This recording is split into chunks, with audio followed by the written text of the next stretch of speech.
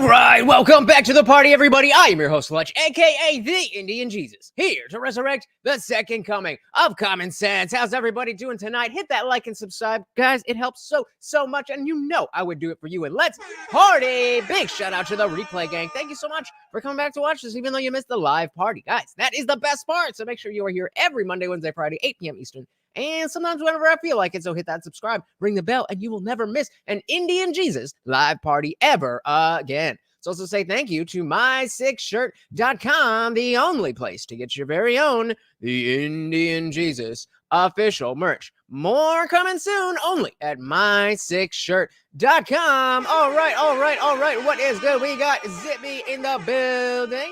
We got Soil to Soul in the building. Welcome. Oh, the poll is not showing up. So this is a pretty simple one. And the running poll right now, replay game, I am looking at you for a yes, no, or depends on the relationship. Is watching P-Hub content cheating? Yes, no, or depends on the relationship. That is very relevant to what we're going to be getting into today. Another great debate that happened on the Whatever podcast. Now, I don't watch the Whatever podcast, but the clips that come out of it sometimes can be really good. And so we have Destiny and another, I'm going to guess, OnlyFans model or sex worker or something like that. On one side, and then I think her name is Lila Rose and Trent Horn, two very prominent Christians on the other side, and they are talking about relationships and cheating and all that stuff. And I want you also to keep in mind that this happened right about the time, meaning now, I think it's from a few days ago. Remember, Destiny is getting divorced from his open marriage. That's so amazing. So that's another layer on top of all of this. So without further ado, let's dive right in. As always, if you cannot hear the video, please do lead to negative impacts. It leads to that when there's one couple. What do you mean by on the same page? Like when both, like if like in a couple, if they don't care if the other person watches porn, which is a lot of couples, then it doesn't seem to have these kind of negative. Do you think that's the majority? I think it's a lot of people. Do you think the majority of couples, the wife or the girlfriend doesn't mind? That's really hard to tell. The majority of people I know, it's like that. Maybe the majority of people he knows and the majority of people you know, it's the opposite. So I don't know. I do think in general, people don't see viewing pornography as like cheating. Do you think the majority of people? So right now, we only have three votes, but we are saying 2-1 saying that no, it is not cheating. Think that cheating is wrong though, or even asking, can I have an open cheating is wrong relationship? because it violates your boundaries. But if that's not violating your boundaries, which it's not for a lot of people, then it doesn't seem to be having these negative. Do you think? So that's where the kicker came in with the third option. Depends on the relationship. That if you are, if you're in a relationship where you're both saying, "Oh, this is okay to do," then I would say that that's not cheating. That's just, you have a different relationship. The majority of I wouldn't suggest it. Wives would think that it's wrong for a husband to even ask if he should be allowed to cheat. So the Soul says, depends on the relationship. Not gonna lie, my husband and I have partaken together in the past. Judge if you want.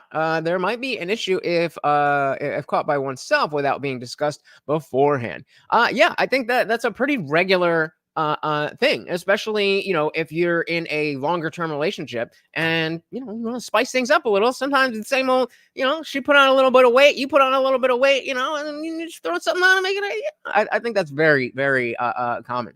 Shout out to Mike W in the building. Noticing the heavies on this one. What is her name? Jazmen Jafar, something like that. With the heavies. Welcome to the party.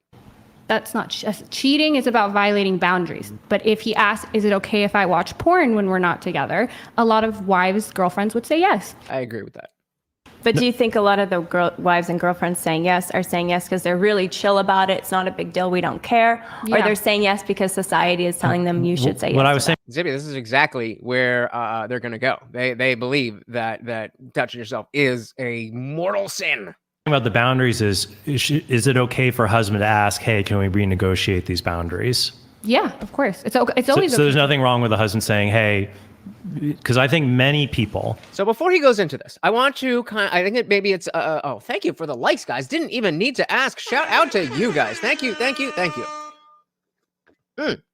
That is for you guys. Thank you very much.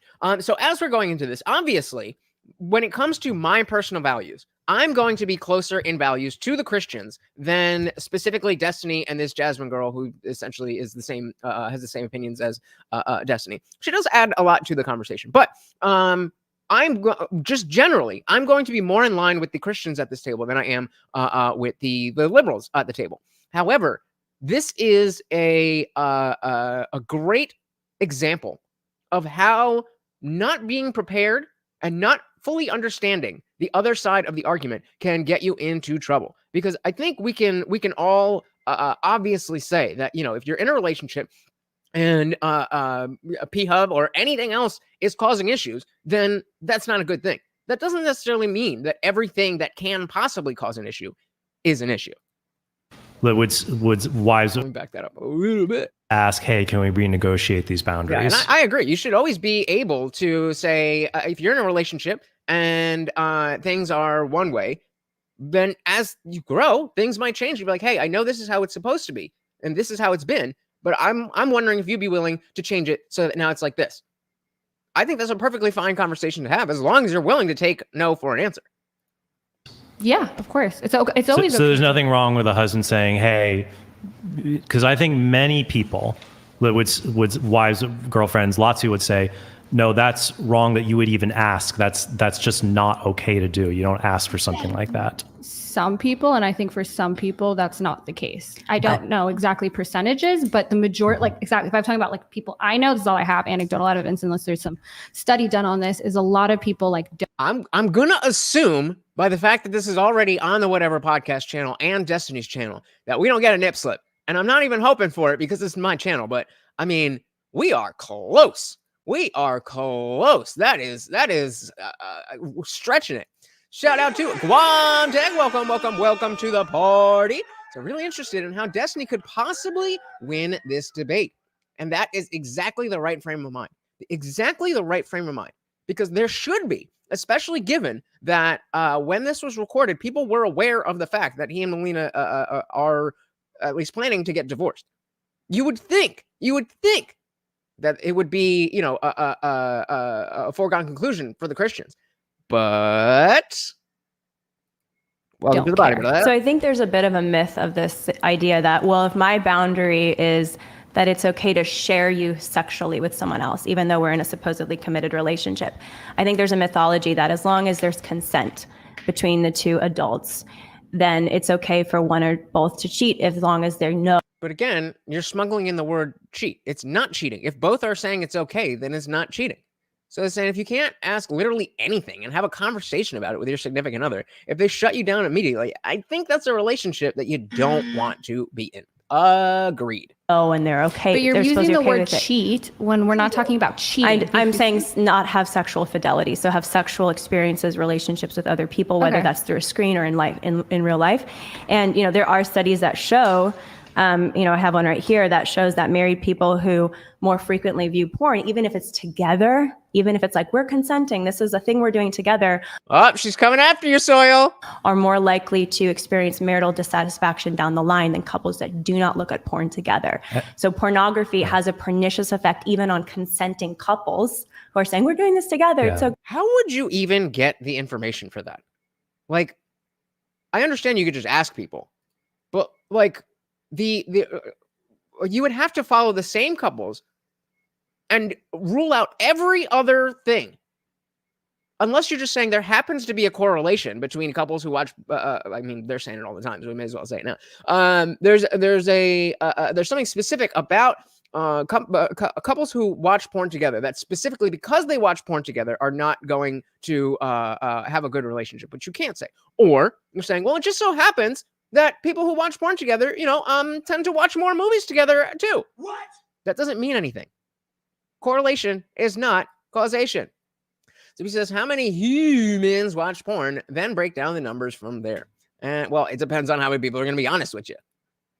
great. And that was a longitudinal study based on the social science survey with 2,000 people. It's not just like a correlative effect. Yeah. Okay, I'll let him have that one. I don't have, as I always like to say, I don't have a source to the contrary, but so fine. Even if in our minds we rationalize And we live in the unreality of, this is not affecting me. I can have this open marriage, or I can have this open relationship. And again, that's a straw man. Nobody's saying that it's not affecting you. You are saying it's going to have a specific negative effect. That's two different things. It can have an effect without it being this specific, drastic negative effect. my partner can look at porn or have another sexual relationship. It still affects you in the real world. Sure. And it still affects your long-term potential for happiness and fidelity, or not just fidelity, but happiness and fulfillment in the relationship. And so we can tell ourselves a theory or a myth of like, hey, it's going to be okay. I'm cool with this. But in reality, it doesn't work that way in the long run. But see, This reminds me, and oh, good, Soil is here, because we were talking about this, when one of the other red pill dudes, they were like, if we brought in Stephanie's husband to ask him and everything, and I've been thinking about the notion that the guy was saying, you ask any man out there, any married man, if he could sleep with one, hottie and his wife would never find out and she would never get hurt by it, every single man would do it. And people like Tim Pool and just a bunch of people were being like, no, you're just kind of outing that you're an asshole, and so you're projecting that everybody else is an asshole. And I was thinking about it, it made sense to me on a superficial level that it's like, well, yeah, if she's never gonna find out, it's never gonna hurt her, then why wouldn't I? But as I thought more about it, and especially after listening to Stephanie's husband, just that, like, he's like, nah, I'm not, like, that's not like what I'm interested in doing one way or the other. And I'm thinking, well, I'm also, if I was in a situation like that, long story short being, I think the fact that she is saying that in reality it doesn't work that way is projecting that, well, if I was to watch pornography, then I certainly would not be able to keep my marriage. Which is very different than saying you can't do so. So exactly. Correlation is not causation. Been together since 2007. After that many years, you gotta spice it up if you want any new experiences between the sheets. That's just being real to me. Been there. Not that long of a relationship, but yeah, I've been there. And it's just like, there's nothing wrong with it. There's nothing wrong with it until there's something wrong with it. So she thinks porn is the same as a human? What? Shout out to Opus. Welcome to the party. I've always said that if it got to the point where I felt I would cheat, then it was time to break up. Some men aren't cheaters. I agree. I've never cheated. I have done things that I was in a relationship, and certainly the girl would not be happy, maybe flirting with another girl or something like that. But I've never, crossed the boundary to being physical with anybody else. And I definitely could have, and not gotten in trouble. Not in trouble. I gotten found out. But I take that back. It's just not something. It's not something that I think I would do. And the way that they present this is you can see the danger. Because I'm sitting right here. He's saying a thing. All men would do this thing that I would not do. And initially I'm just like, yeah, I'm a man. I would do man thing. Think about how the dumber dudes are thinking about this. So he says she thinks sleeping with a human is the same as porn. She treats it that way. Mike says, when I used to be a Christian, I thought if I ever became atheist, I'd go butt wild. But I'm an atheist now, and I am just as moral as I was before. And Soil says the same. Imagine that.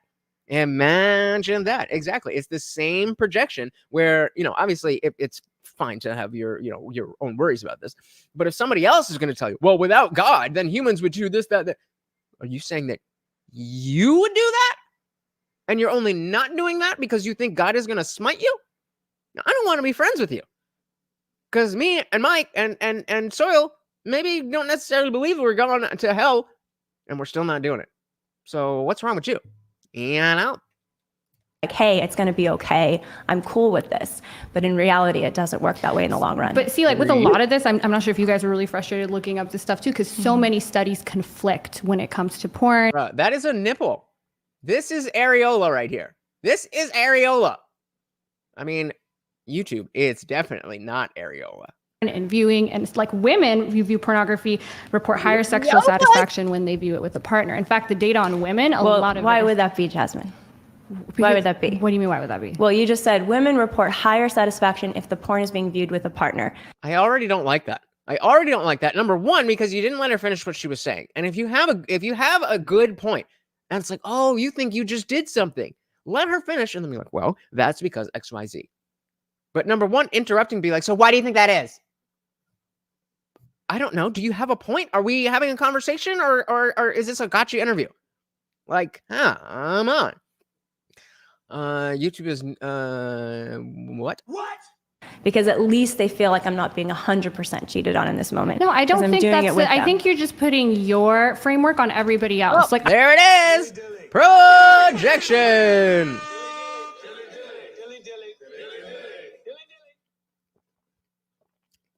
Cheers. Projection. I'm a woman too. I don't care if my partner watches porn. It's not just me trying to satisfy him. She's gonna be like, well, that's just what you think now, honey. It's not just me being like, and I think a lot of people, you have to separate being with another partner physically versus porn, because I think the numbers there would be vastly different on who's okay if their partner, when they're... Wait, hold on. Zippy, did I get it right or no? Where is it? Did I get it right or no? I definitely got it right?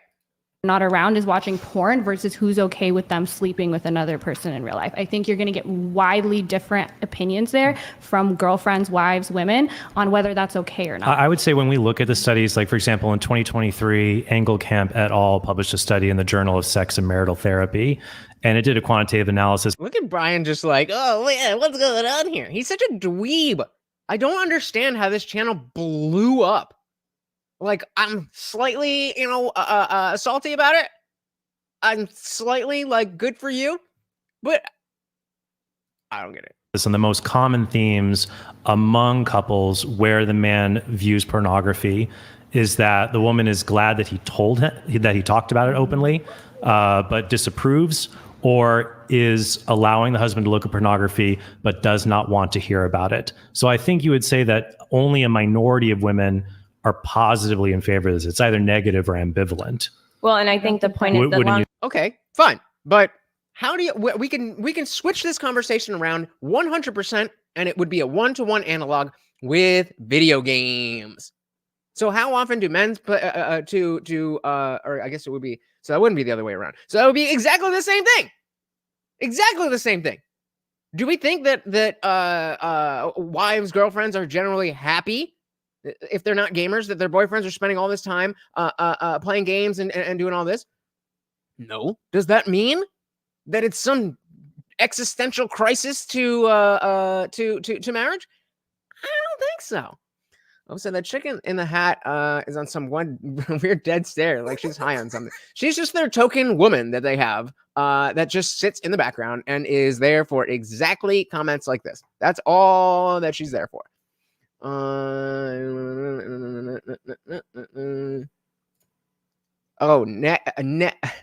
it's an A. NAKED. Yeah, YouTube has naked yoga, so it's aerial is safe unless you're conservative. Yeah, well, remember they had the naked yoga that had the dude literally spread his butt cheeks. Like, come on. So when I first played Skyrim, I played for 30 hours straight. So I'm not the best one to ask about that one. Fair enough. Because video games are killing people. I mean, it like that, the anti GTA stuff. Yeah, that, I mean, I don't get how we are still having the conversation that video games cause violence. We've seen video games have been here for a long time. We've seen crime waves going up and down, and the correlation isn't even there. Why the causation would be, I don't get it. The longitudinal study you mentioned, and I mentioned longitudinal or longitudinal, is that even those that say they're in favor of it and are like watching it as a couple have worse outcomes down the line. And I think that's part of the point here is that no, it's not part of the point, because even if they have worse outcomes, it's your burden of proof to say that it's because of the pornography that they have worse outcomes. It could very easily be that they use pornography and separately they had worse outcomes. Correlation is not causation. So the soul said, if you're gonna spell naked with an accent, Zippy, it's naked. I do believe. That I would have known. That one I would have known. I thought he was what I thought he was gonna say. YouTube has nuked yoga in the sense that you used to be able to see, like softcore, whatever you want to call it, and that they nuked it. That's what I was thinking, but we were all way off. Even if you're in a very unique situation, you're making your living doing this thing, right? And so in your mind, of course, it's going to be great. I know you're going to defend it and say it's going to be great. See, the last time, remember, it was the same woman that was with the fat chick when they were on the whatever podcast and they were doing the abortion debate. And what did Destiny say that I said was unfair? Like, well, obviously this is your job, so you are never going to change your position. That's poisoning the well. But now she's doing the same thing. Well, this is your job, so obviously you don't really know, and you're just experiencing it. The condescension. Are you here to have the conversation or not? Context, I would say video games are pulling people out of real life more than is probably healthy. This comes from a former gamer. Oh, certainly. I'm not saying that gaming is not an issue. I'm saying that gaming and killing people in real life does not have a strong enough correlation for a causation. Said women use sex or withholding sex as punishment and won't even tell you what you did or if you did something wrong. Go ahead and watch porn, fellas. Hey, do what you gotta do. So he said, I got fat fingers. You is okay. The only defense I got. That's all right. That's all right.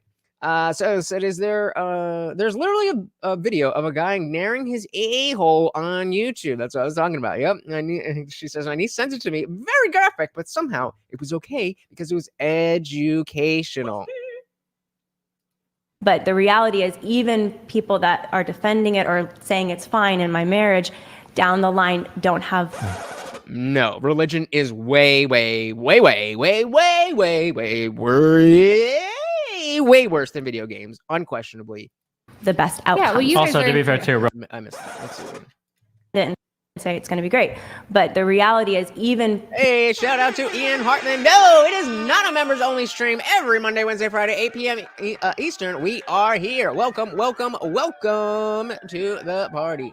People that are defending it or saying it's fine in my marriage down the line don't have the best outcome. Yeah, well, you also, to be fair, too, real quick, because you talked about personal career, you guys are both ideologically, you could never change your position on this. That's completely not true. Of course. See, so now, because the fact that she has already levied that same thing, now it's fair for him to say that. Now he is not the one poisoning the well by saying this.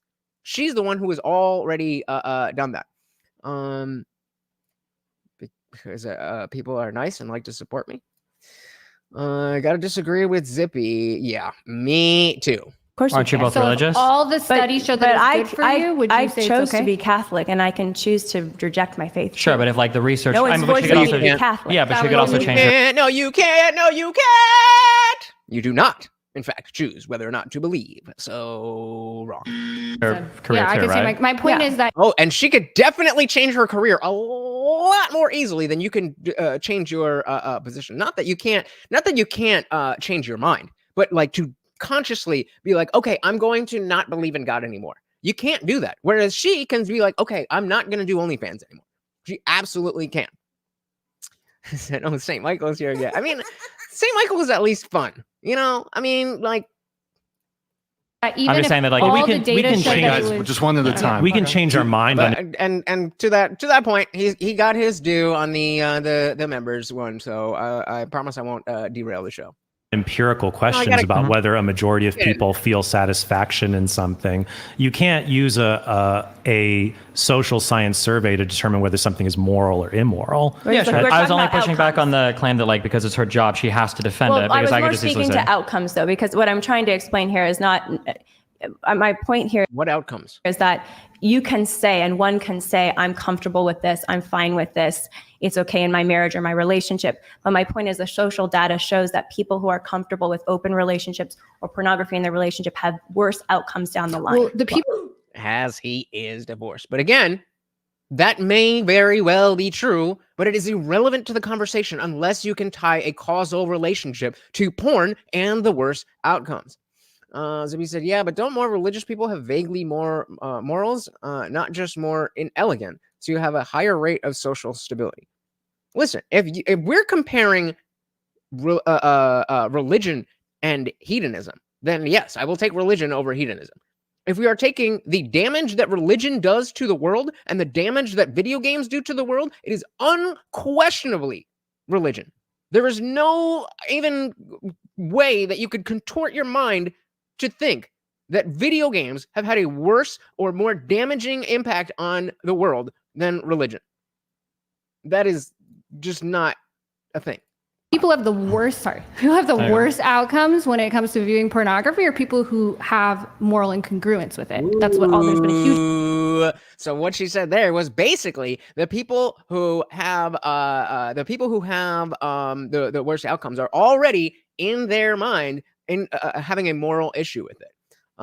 So no, that was Zippy over here. What did he say? Yeah, that was Zippy. Indeed you were, sir. Huge meta-analysis where they looked at the number one determinant or the number one predictor of having bad experiences with porn or quote unquote porn addiction, which the medical consensus is it's not a thing, is moral incongruence, and being religious is one of the biggest predictors of that. So I agree, porn is really bad for Catholics. I just don't agree that it's bad for everybody. But my point I agree. It's bad for Catholics.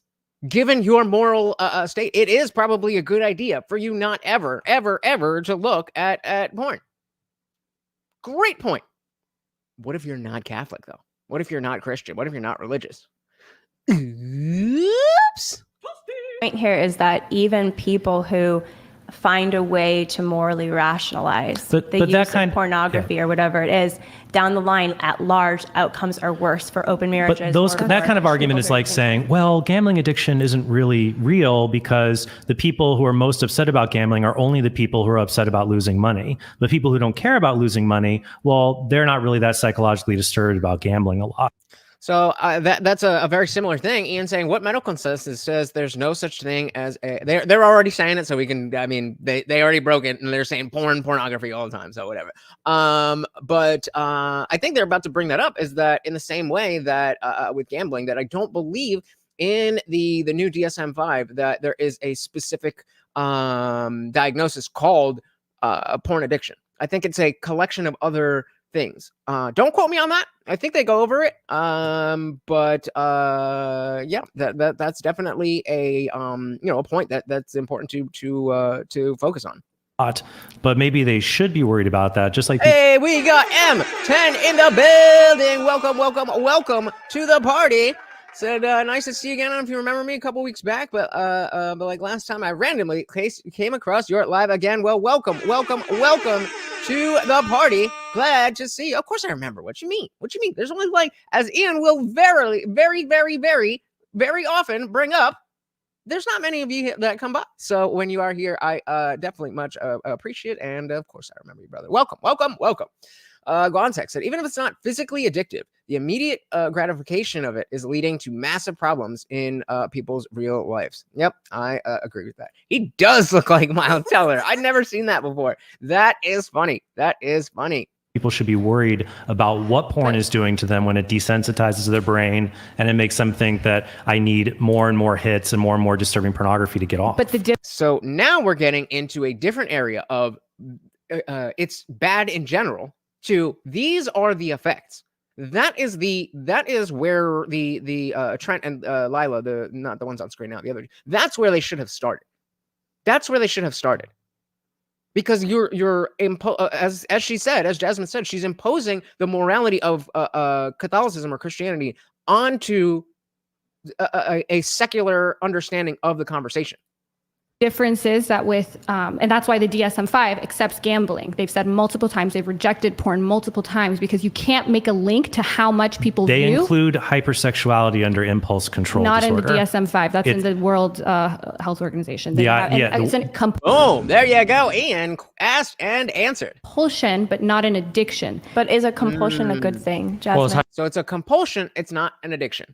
So if you have a porn addiction, then it doesn't mean that you are addicted to the viewing. It means you have a compulsion that you feel like you have to do the thing. Otherwise, something will go wrong, or the world will end, or whatever. Yeah, good point. So the soul said immediate gratification of a lot of things is ruining humanity in different aspects, I think. I think that's the part of the reason why we have kids throwing fits about an 8-hour shift. Yep. He says, I don't think I've got enough motor to get that boat running. Fair enough. Hypersexuality is a compulsion to masturbate, or is it a compulsion to have sexual experiences? Either way is a compulsion that you are at the mercy of, and that often brings a lot of harm and suffering. No, but I don't see the difference there. That if you can be in let me just say a situation where I think gambling and porn, they're very similar in their compulsivity. That there are lots of people who can gamble. I gamble, and I didn't lose the house. Lots of people. Right.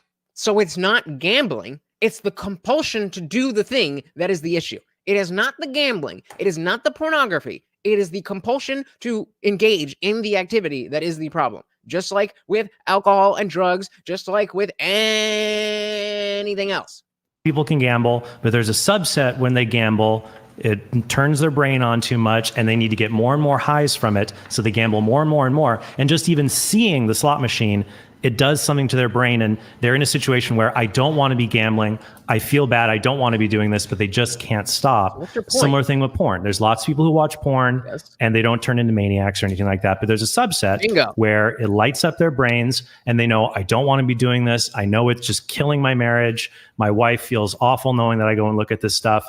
I feel bad, but I can't stop. Don't those... So the question then is, what is it that you would like to do about it? What is your proposed solution to? Are you saying that no one should use it at all? Clearly, there is a demand for it, so that's just a non-starter. If you are proposing something to do instead, or a way to avoid using it, okay, now we have something. But I'm gonna guess it's like, well, if you just give your life to God, then God will answer your prayers.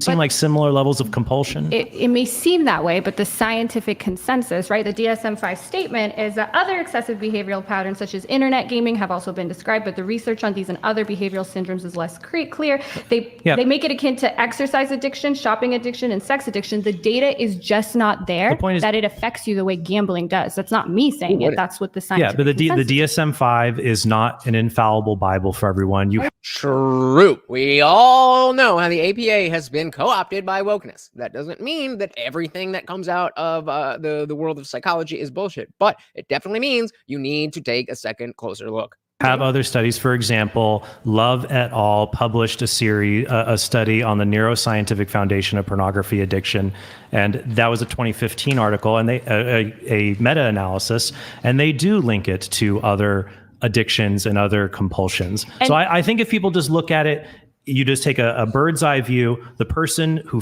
I said, shit, me too. feels bad gambling and can't stop, the person who feels bad shopping and can't stop, and the person who looks at porn or sees prostitutes and feels bad and can't stop. It all seems pretty similar to me. I agree with you here, Zippy, because of the factor of money. I think you have to be pretty far into porn addiction before it's like really affecting your life. But because of the nature of shopping, because of the nature of shopping and buying things, and something that you already have to do, similar with any food or eating disorders, that's gotta be insane because you can't not do the thing.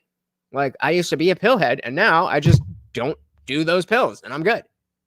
But like, scary. There are a lot of habit-forming things humans do based on conclusion. Yeah, and I mean, compulsion. And again, I think that's where Destiny and Jazmen are going, is that, yes, it's not, nobody's saying a porn addiction is a good thing. Nobody's saying that infidelity is a good thing. Nobody's saying that cheating is a good thing. But y'all are trying to pin this on pornography and pornography alone, when that's just not really the case. I'm a hoarder. I know shopping addiction. Gambling ain't shit to shopping, really. Because I remember specifically there was a guy I used to work with who had been through a pill addiction, same thing as me, and he'd been a gambling addict. And he was like, bro, the gambling was way worse than the pills. So if the shopping addiction is worse than gambling, I don't even want to touch it. I don't want to touch it.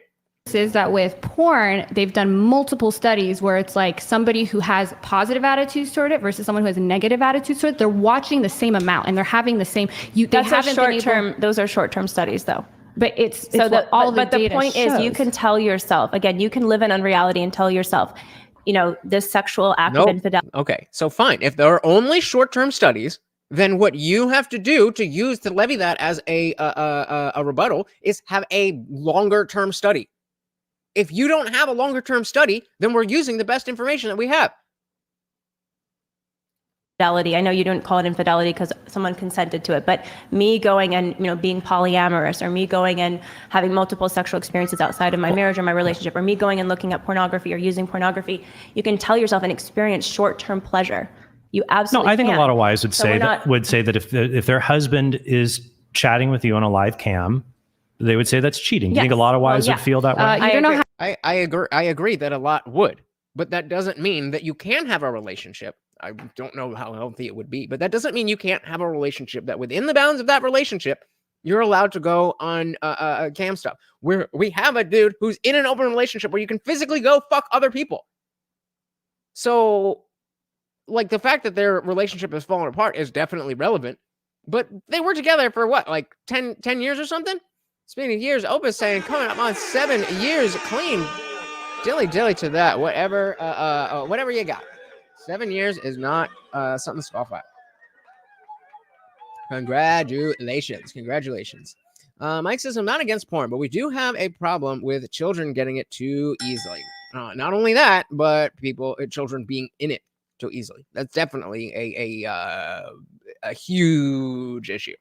Text, a lot of the trans argument is based off short-term studies. I still disagree with them. Bingo. Yeah, but and to be fair, so would she. But it's like the notion that you would say that these are short-term studies, but you disagree with them, and they're without any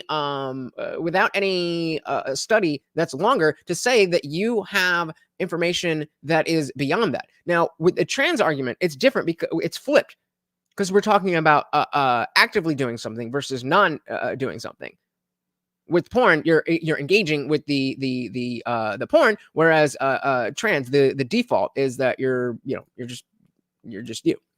So he says, I can't get a gambling rush from anything with a random number generation. So games kind of feed my gambling needs. No real world amusement. There you go. That's the good way to go. Shout out again to Opus. Yep. We all got our vices. Everything we can do, guys. Everything we can do. How many wives find me for their husbands? Also, wait, hold on. Yeah. When we talk about like cheating or murder, when we talk about like murder is clearly unjustified killing. Okay. I didn't think we were talking about murder, but he's just putting that on. I was like, okay, that's something that we all agree on. Right. Where do we talk about murder? I'm just saying that the word murder means that's just unjustified killing. It's baked into there's no such thing as a justified murder. When you use the word cheating. Sorry, real quick. That just made me think of when Lance from the Surfs was on Timcast. He was like, well, that's a forced birth. What? Forced birth. Brother, the baby's coming out one way or the other. The baby's coming out one way or the other. Justified killing. It's baked into there's no such thing as a justified murder. When you use the word cheating, then you're begging the question, of course it's wrong. Yeah. But the question is whether or not these behaviors can be engaged in like consensual ways. So to say that So if you missed that, he's saying that there's no such thing as a murder, which would be okay. That is not the case with pornography, simply because there are these outcomes. Oh, well, but that takes us back to what is sex for? That might maybe that's fine. Yeah, we can go back. Wait, hold on, wait. I'm just go right ahead. Okay, yeah, I'm just saying that you can't just keep calling it cheating over and over and over again because you're begging the question. You're loading in with the word cheating is baked into this idea that this is what I was saying before, that a boundary is being violated or that non-consensual activity is happening, and that might be your position and that might be your opinion, but you can't have that perspective on two other people's boundaries. If they say, well, in our relationship we're allowed to watch porn, it's inappropriate for you to call that cheating. I was actually making a different point in response to Jazmen. Well, no, hold on. I'm just being clear because Jazmen contradicted that point, and then you tried to explain why. Well, actually, it is always infidelity. When infidelity again has baked into it that you're tautologically trying to define away the argument. Which right? She's trying to say, well, if you do this thing, it's cheating, even if you say that it's okay. But if it's okay, then it is definitionally not cheating. That's what we're trying to say. Is whether or not you can engage in these behaviors in a healthy way. And you're saying, well, obviously you can't because it's infidelity. It's like, well, you're begging the question. So if we're going to talk about the behaviors themselves, we can, but you can't call them all cheating and infidelity. You can define the terms as you please. I think my point here with Well, hold on. Wait, I'm going to define.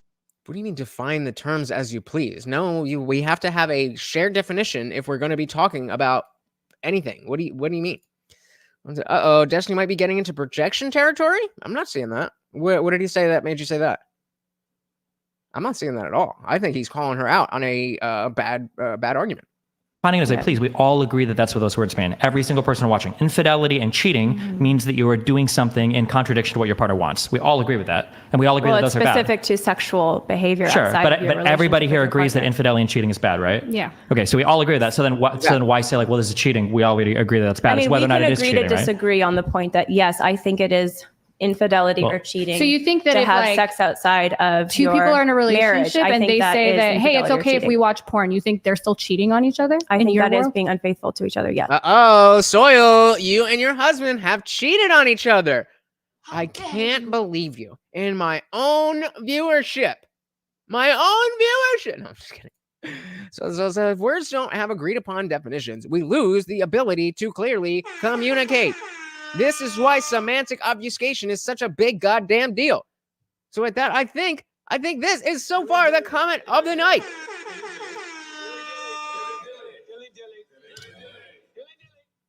And she said, do something about it. Let's go. Let's go. Okay. Okay. So she has a different view on it. Yeah, I She has a understand, different but definition, I guess. And we can agree to disagree on that at this point. But my larger point that I was trying to make with you, Jasmine, or kind of get to the bottom of was, yes, you can say I'm feeling great about this. I just had an orgasm. It feels great. I'm so happy with But you're wrong, and I know your body better than you do.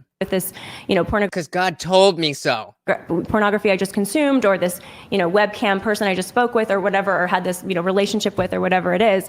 But in the long term, these things don't serve the person or society. So we can actually agree with you that hedonism feels good in the moment. Like, I don't think Trent would even disagree. At least. Okay, but even so, fine. If that's your position, then unless you're proposing that we legislate that people can't do this, then all you're saying is, well, sometimes bad things can be bad sometimes. That's your entire argument.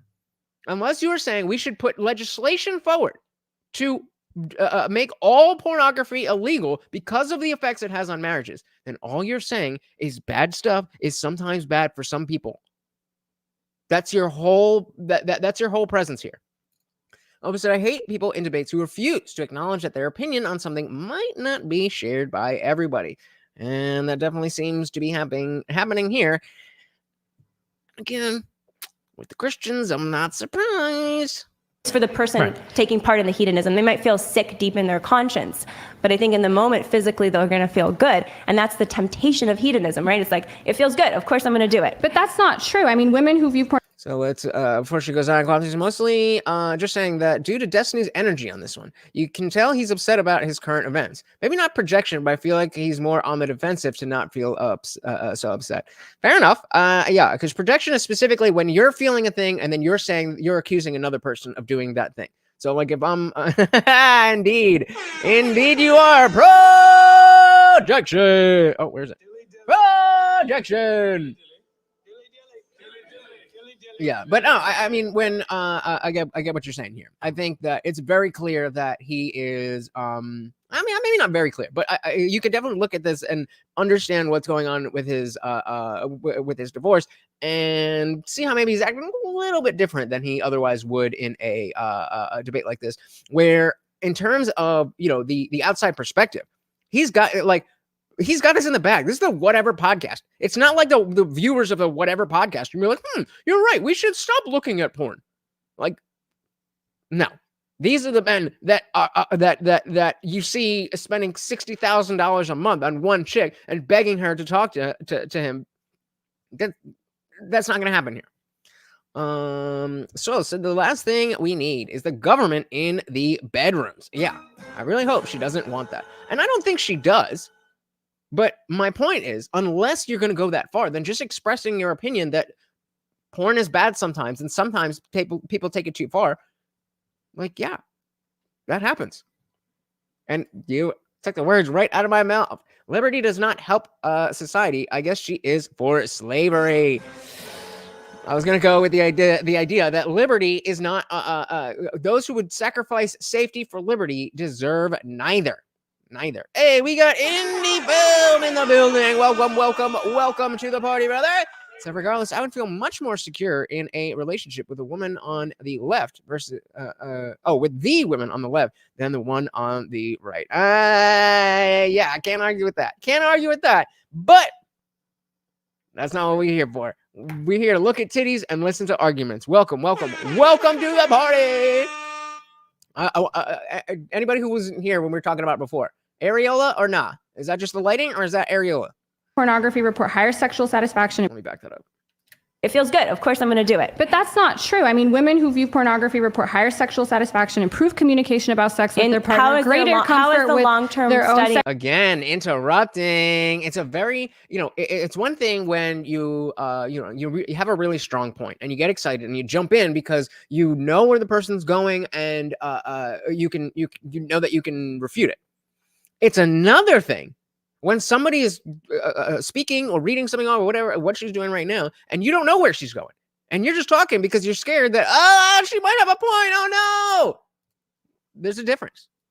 Hedonism, right? It's like, it feels good. Of course, I'm going to do it. But that's not true. I mean, women who view pornography report higher sexual satisfaction. She's like, that sounds like something that's not going to help my argument. Improved communication about sex with their partner, greater comfort with long-term their own study sexual, on them? greater comfort with their own sexual orientation, more frequent and higher quality sex, easier time reaching long-term orgasm. study following There's their multiple life? studies. Almost And their all the porn data use. on women in pornography in the old days, it used to give them negative body image issues. But since like people like me, you're welcome, or like more amateur porn started coming out, actually women report feeling better about their bodies. There's a huge study about women feeling much better about their vulvas now because they're seeing different types of vulvas represented in porn. You think that actually makes sense to me. So like, can't just let a boy dream. Come on, man. But the notion that women starting to see specifically the amateur porn where it's not. I don't know if it's still a thing. Again, I watch porn, but it's not something I do regularly. And I'm just a homepage guy. I'll just go through the homepage. That looks good. We good. Let's just make sure we got something to go. If that one's not going, we'll go to the second one. Usually it's the first video. Bing, bang, boom. We're done. Moving on. The notion that the perfect pretty pussy was all tucked away and whatever. When you see that more women have a different shaped vaginas and that you got the beef curtains as they used to call them, and people are still enjoying the porn, it's like, oh, okay. Now that being said, not having said that, that being said, I'm not saying in general I agree with her that porn overall has given women a good body image. I would not say that. But specifically with the beef curtains thing with your vagina, there was a thing going around where girls were getting like the bottom, like the bottom lips, they would just like cut them off completely. So you had a little bit, and then it was just like a hole. And it's like, that's not what humans look like. I don't know. Maybe I'm weird, but I was not a fan of that. But again, so I agree with her on the singular point about how you're specifically women view their own vaginas. But in general, the body image thing, no. Study about women feeling much better about their vulvas now because they're seeing different types of vulvas represented in porn. So you think pornographic accounts online, like there's a lot of Instagram accounts, for example, that are kind of some soft core pornography, are making women at large and young girls at large feel good about their bodies? Pornography, there's studies about pornography and women who view pornography, because a lot of women watch like amateur porn more so than the mainstream studio porn now, and you're seeing all different kinds of body types. So I guess that's true. as well, because I'm thinking about, again, my own habits. I'm not really going through the BBW thing, but there's always a category there. Chubby, big, it's always a thing. So I maybe it is, again, in that very specific thing about my body type. I don't know overall, but I definitely take that 1 point. So the solo says, roast beef and sausages in the end. I don't understand the type of insecurity, I guess. If the parts fit together, that's what counts. Bingo. I agree. So that study that was done on women who now feel like, oh, I actually feel better about my vulva, I feel better about my body. When we compare that to women who viewed porn in the past, but when studio porn was the only kind of porn out, we're seeing a big difference. Yeah, I mean, at large, sexual objectification of women online and who is the objectifying majority? Who views porn more? Can't even stop interrupting each other. certain men or body women? parts has been detrimental to young girls' mental Men health. view porn more, but women also do view it. Sure, like, I don't disagree with that. But I think we just still need to go back to just the idea of my argument. I think our argument that why pornography and prostitution is bad for society is that it encourages this false view about what sex is for that leads to all of these kinds of bad consequences. What are the bad consequences? Also, real quick, can I run through something? So I'm taking notes on something. Okay, so real quick on just like from top to bottom. Again, this is something that you guys should realize, that when when it's not every single time that Destiny's in a debate that he'll take notes. But he was seeing like, okay, there's a lot going on. They're willing to interrupt. So let me get everything down so that when I do get the chance to speak, I can boom, boom, boom, boom, boom, boom, boom, boom, boom, because they're not going to let me pontificate and all that stuff. So knowing the situations where to, stay in the moment, make sure you're getting your quick witty, whatever, and then knowing when to hang back is very important in terms of, remember, when we look at these debates, the idea is, what are the people watching going to think? What are most people who watch this? What is the effect that they're going to get from this? Bottom. So, well, why don't we go back and forth? Yeah, sure. Yeah, we can. Yeah, I just want a chance to go back and forth on some of these. I heard a lot of points from Red, but I haven't been able to jump in on a lot of these. On the first one, so in 2013, the FBI redefined rape to include all forms of penetration on somebody, including like digital penetration. So that largely explains like the huge gap in numbers there. I don't know if you were trying to imply that in 2013 there was a spike that happened due to pornography or due to some other reason. I'm saying that's certainly plausible. It's a part of it, and you don't have enough evidence to say that explains all of the increase. No, but there was a massive redefinition. It also wouldn't explain the increase at the same time in England. And I don't know about the increase in England. I don't know about the increase in England, but I feel like if the numbers dramatically jumped in 2013, it's strange that you didn't search for the answer for why they jumped and just assumed because it fits the narrative of it must be pornography or whatever. So I think what they're saying is that they changed the definition of what constitutes as porn or what constitutes as like SA or something, and there was a huge jump based on the number, based on the cases that wouldn't have been considered that before. But now that they changed the definition, the numbers go up. It's not that there's more instances happening. When a redefining of rape would be a really big reason why the numbers might change. For instance, if you're familiar with Sweden's sexual assault statistics relating to immigration and everything, like the Swedish redefinition of a lot of these crimes is a reason why some of these numbers jump. So I think anytime you see a huge jump in the data, I think if you're inquisitive, you'll usually ask like, oh, well, I wonder why the data changed. But Destiny, there's also been meta-analysis of porn consumption that shows that many studies that show the link between porn use, and keep in mind, a lot of porn today, some studies say 88% of porn today involves violence or aggressive acts. 88%? I think this was in the cold open. Women are more likely. Wait. When you say violence or aggressive acts, what does that mean? Yeah, that is the crucial question there. Because as a Christian organization, I remember where this goes. It involves, at the extreme simulation of sexual you said assault. 88%. I watch a lot of porn. I don't know how much porn is violent or aggressive. I'm just curious what counts as an aggressive act. 88% of porn is aggressive forceful acts? Yeah, like, and before they even get to the specific wording, like, would you think that that's a reasonable number? 88, almost 90%. Only 1 out of every 10 videos doesn't have violence. Again, I don't watch that much, and I watch some pretty plain stuff. So I could just be, out of the know, but I don't think so. I would say I get the feeling, violated, but extending the definition of RPA to digital penetration. What the fuck? These agencies are smoking. Who knows?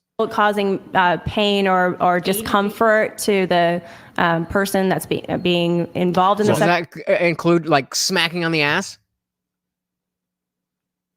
Because I'm pretty sure if I was a Christian organization and I wanted to jack them numbers up, it's 88%. Right? That can't be right. I'd have to, yeah. And this is a situation where now you're making an extreme claim that almost 9 out of 10 videos are include pain or discomfort. Now, because it's an extraordinary claim, even though we don't have the study, now it's a little bit more appropriate to be like, you got a source on that? Sexual act. Yeah, so that's one that was a 2010 study. Another one that was published by Let's try find it. Let's try and find it. Soil knows while I was Googling this, but what did they say? 88% of porn. She said aggression. Nope, not images. Holy shit, that was stupid. All right, so from Fight the New Drug. Well, okay, let's go. All right, so this is from the NIH. Aggression and sexual behavior in the best-selling selling. Okay, so now we're talking about what's being sold.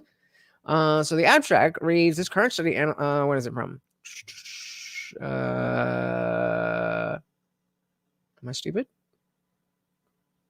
October 2010.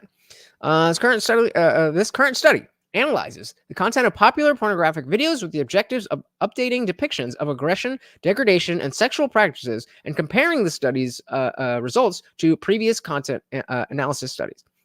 Finding of 3 and 4 scenes, 82 contain physical aggression, principally spanking. Principally spanking. That's all we're talking about.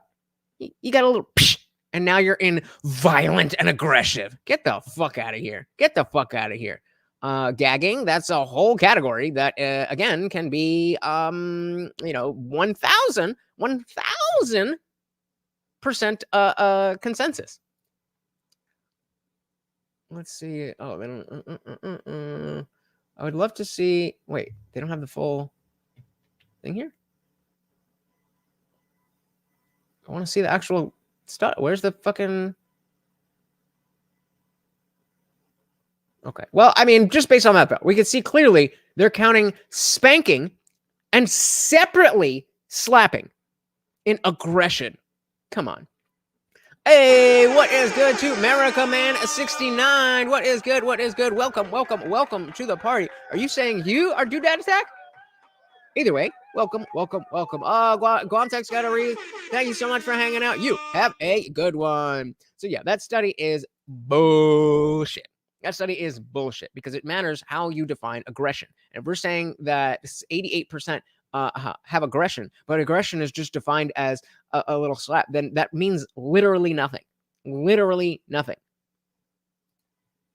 Involved in the sexual act. Yeah, so that's one that was a 2010 study. Another one that was published by Vera Gray 2021 in the British Journal of Criminology said that it put it at 1 in 8 had acts of violence that would be considered violence, like under things like for example, binding forelimbs and penetration. Again, there's nothing that says that is inherently not consensual. What the fuck are you talking about?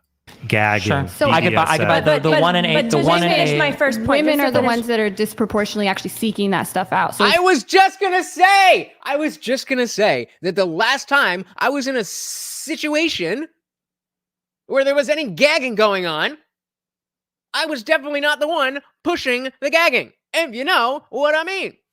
We got Carson McAlpine in the building. Welcome, welcome, welcome. We got some Doodad Attack lovers in the building. Welcome, welcome, welcome. So the souls, how much you want to bet that lady in lavender has never had her ass slapped and liked it? I would bet all the money I have. All the money I have. No, actually, no. She's doing this for the sake of the argument. I bet you she has all the RP fantasies in the world.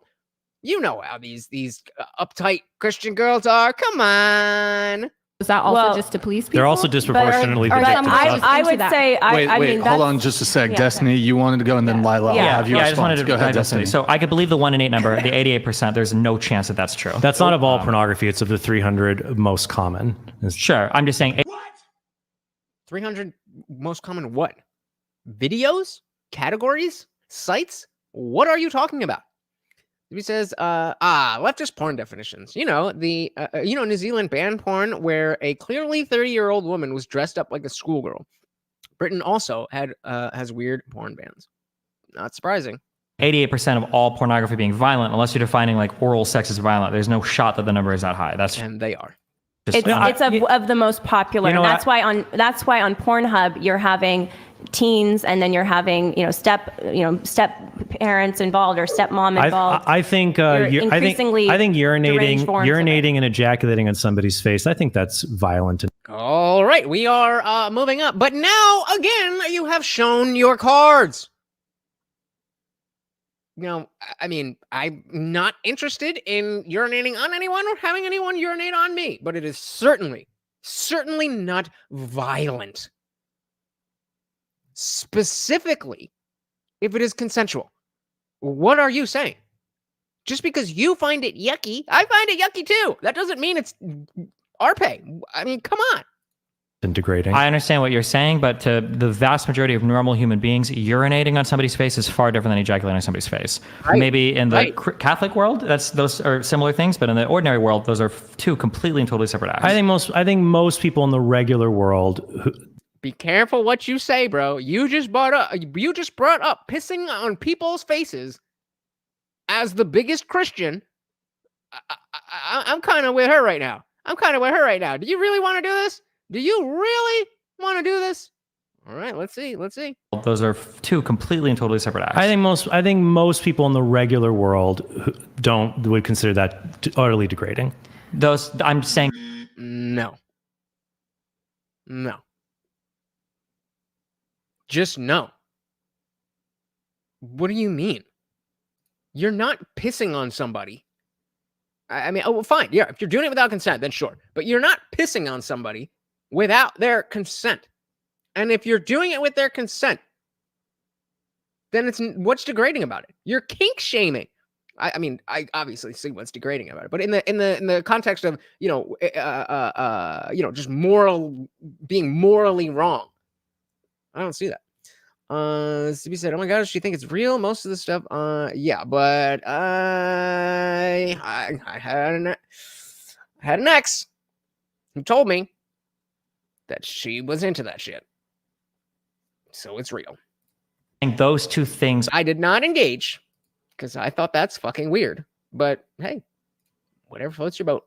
Are different. Your big titty. If you want to classify both of them as degrading, that's fine. Why are they different? Because I don't know how. Yeah, right. That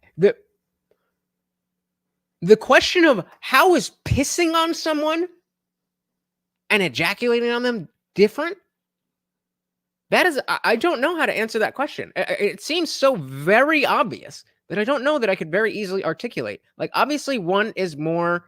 I don't. How would you?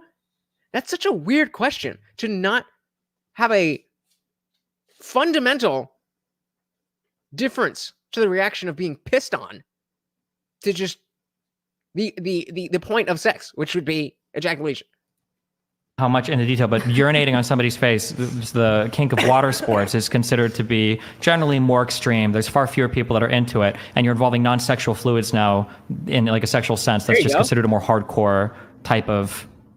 Why? All right, there you go. Shout out to the lefties. Speaking of lefty porn definitions, that's a really good way to say that. You're using things that the further away you're getting from sex, the more hardcore it becomes. If anything, urine is probably a more sterile liquid, and just because. But you don't typically piss when you're having sex. Alcohol would be more sterile. But you don't put alcohol in people's bodies when you're normally having sex. What is that even? What are you talking about? Piss is normal day-to-day stuff, ejaculation not so much. But we're talking about in the context of having sex. If you're having sex, then the ejaculation is the point of that. That's the purpose that you're doing that. Like, you also brush your teeth. But, like, where does that go? By that logic, what are you doing with your toothbrush? Just because it's a normal thing to do, when you inject it into, I mean, everybody has feet, right? But there's a fucking huge fetish around feet, and women who are on YouTube know not to put their feet on camera. Everybody has feet. I don't know what your point is. So the soul said, one has life in it, and one is your body getting rid of weight. Exactly. What are we talking about? Fewer people do it. That doesn't mean it's more extreme. I'm sure there's fewer people who do like Star Trek cosplay porn, but that doesn't mean it's more extreme than others just because it's a minority. I think that's just it's probably considered more extreme. It's not an intuition. It's because generally the further you... I mean, to me, it's an intuition, but let Destiny give us a manifesto on why piss is... get away from things that are less directly involved with sex. And then like the more uncomfortable those things tend to make people, the more we would classify those things as being kind of like extreme. I think it's like I mean, I don't know if, I'm sure we can have a huge debate on like, is bukkake porn considered extreme, or is it just like a hardcore kink? But we can get into it. I'm just saying in general, if you look at the number of people into a kink like water sports, or you mentioned like water sports? Water sports? Is that what they call it? Are you into water sports? Oh yeah, I love polo, and oh man, put me on the back of a Sea-Doo. That's not really what I meant. Oh, man. I would break up with a chick if she asked me to pee on her. That's probably a good way to go. Apology, like stuff like that versus water sport. You're talking about, is that just urinating on others, or is it other urinating on people? Yeah. Or I think anything involving pee. I'm not sure. I don't. Okay. Maybe Brian can fill us in more on. Because that's just euphemism. I enjoy water sports. I don't enjoy that. Well, that's what it's. Hey, shout out to Mood. Welcome to the party. Said y'all never pissed or been pissed on? Prudes. Yes, I am a prude. I also have never eaten ass or had my ass eaten, and I'm totally fine with that. Call me a prude. Hey, shout out to Jess. Talk about it. Welcome to the party. Another awesome YouTuber. Definitely go check her channel out. Just drop it in the chat. Welcome to the party. They are, kind of going in the opposite direction and talking about kinks so openly that I'm getting uncomfortable. But let's truck on. Urinating on people. Yeah. Or I think anything involving pee. I'm not sure. I don't. Okay. Maybe Brian can fill us in more on. Because that's just euphemism. I enjoy water sports. I don't enjoy that. Well, that's what it's called. Right? I don't care. Clip that, Trent Horn. I'm into. Well, no, I'm not gonna say it on. Does pissing on yourself count? No. I mean, people can come up with all this sort of stuff to smooth over, what is hold actually on. No one's going trying to. on. I'm just trying to give an accurate accounting of how we refer to these things. If you're looking them up, or trying to find Go out. ahead. Did you want to ask anything else? I reject this water sports idea of like, well, as pornography increases, child sex material increases. Therefore, that's a fact, though. That's Destiny. fine that it's a fact. But what I notice is oftentimes with porn, to try to refute like the central point. I think I would rather. I missed it. There was a joke. There was a good joke about how dirty a vegan is going to be in general. That even if they're insides because they eat, I didn't have it. It's there. Somebody makes a good joke out of this with that, then you win. People will point to a negative outcome that might be increasing and pretend that counts as a refutation of the single point. A statement that I can make. That's not what we did, though, Destiny. That's exactly what you're doing. Right? Well, let's see. What? What is hold on, no one's trying on? to. I'm just. Child sex is oftentimes increased porn to try to refute like the central point. People will point to a negative outcome that might. Okay, so to refute the central point, she's pointing to a negative might outcome. Be increasing and pretend that counts as a refutation of this. All right, so let's. And she's like, that's not what I do. Well, people kingmism. I enjoy water sports. I don't enjoy that. Well, that's what it's called. Well, right? I don't care. I mean, people can come up with all this sort of stuff to smooth over, what is hold on, no one's trying to. I'm just trying to give an. No, I didn't have the joke. I was thinking about there's a connection. You think of a dirty vegan, and he's talking about a vegan being clean. All the pieces are there. I just couldn't pull it off. Accurate accounting of how we refer to these things. If you're looking them up or trying to find. Go ahead. Did you want to ask anything else? I reject this idea of like, well, as pornography increases, child sex material increases. Therefore, that's a fact, though. That's Destiny. Fine. Okay, I see what he's saying. So as long as there is pornography, there will be some subset of untoward shit where it's sex trafficking, where it's children. That is just the fact of the matter.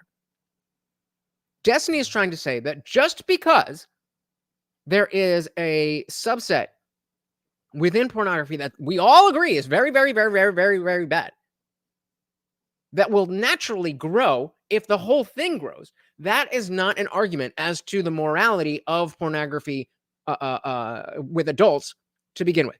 That's a red herring.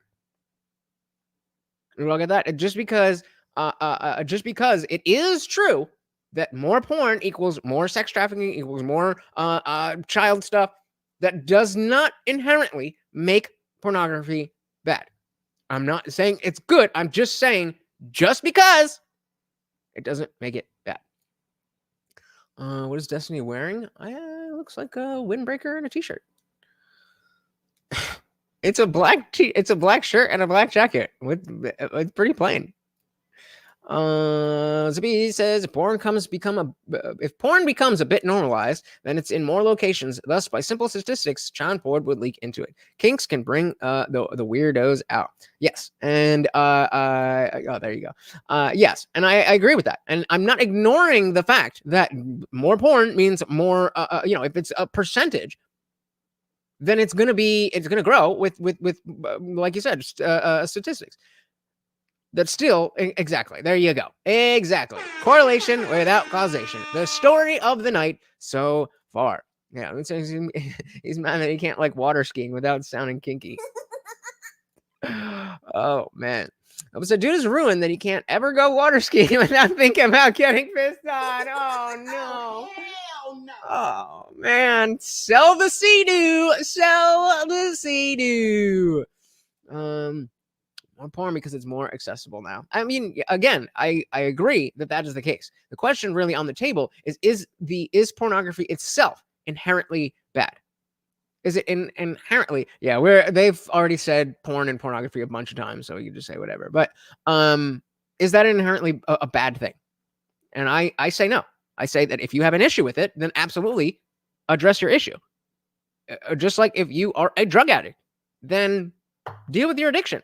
That doesn't mean that there are not people in this world who need pain pills. It's a fact, but what I notice is oftentimes with porn, to try to refute like the central point, people will point to a negative outcome that might be increasing and pretend that counts as a refutation of the single point. A statement that I can make. That's not what we did though, Destiny. That's exactly what you're doing. Yep. You're saying that as pornography increases, child sexual material might increase, which means it's an attack against pornography. Yeah. What I would say is it's a form of pornography. Let me finish my statement. What I would say, it is a form of pornography. Literally the increase of. Yeah, that's what I always heard. That's what I always heard as. But I mean, it's Destiny, right? He's in the debaucherous sex world, so whatever. Anything involving, say, children playing video games necessarily increases the exposure of them to people looking to abuse children. That doesn't necessarily mean that online video games or children playing online video games are bad. It just means you have to control for the negative outcome of people abusing people playing online video games.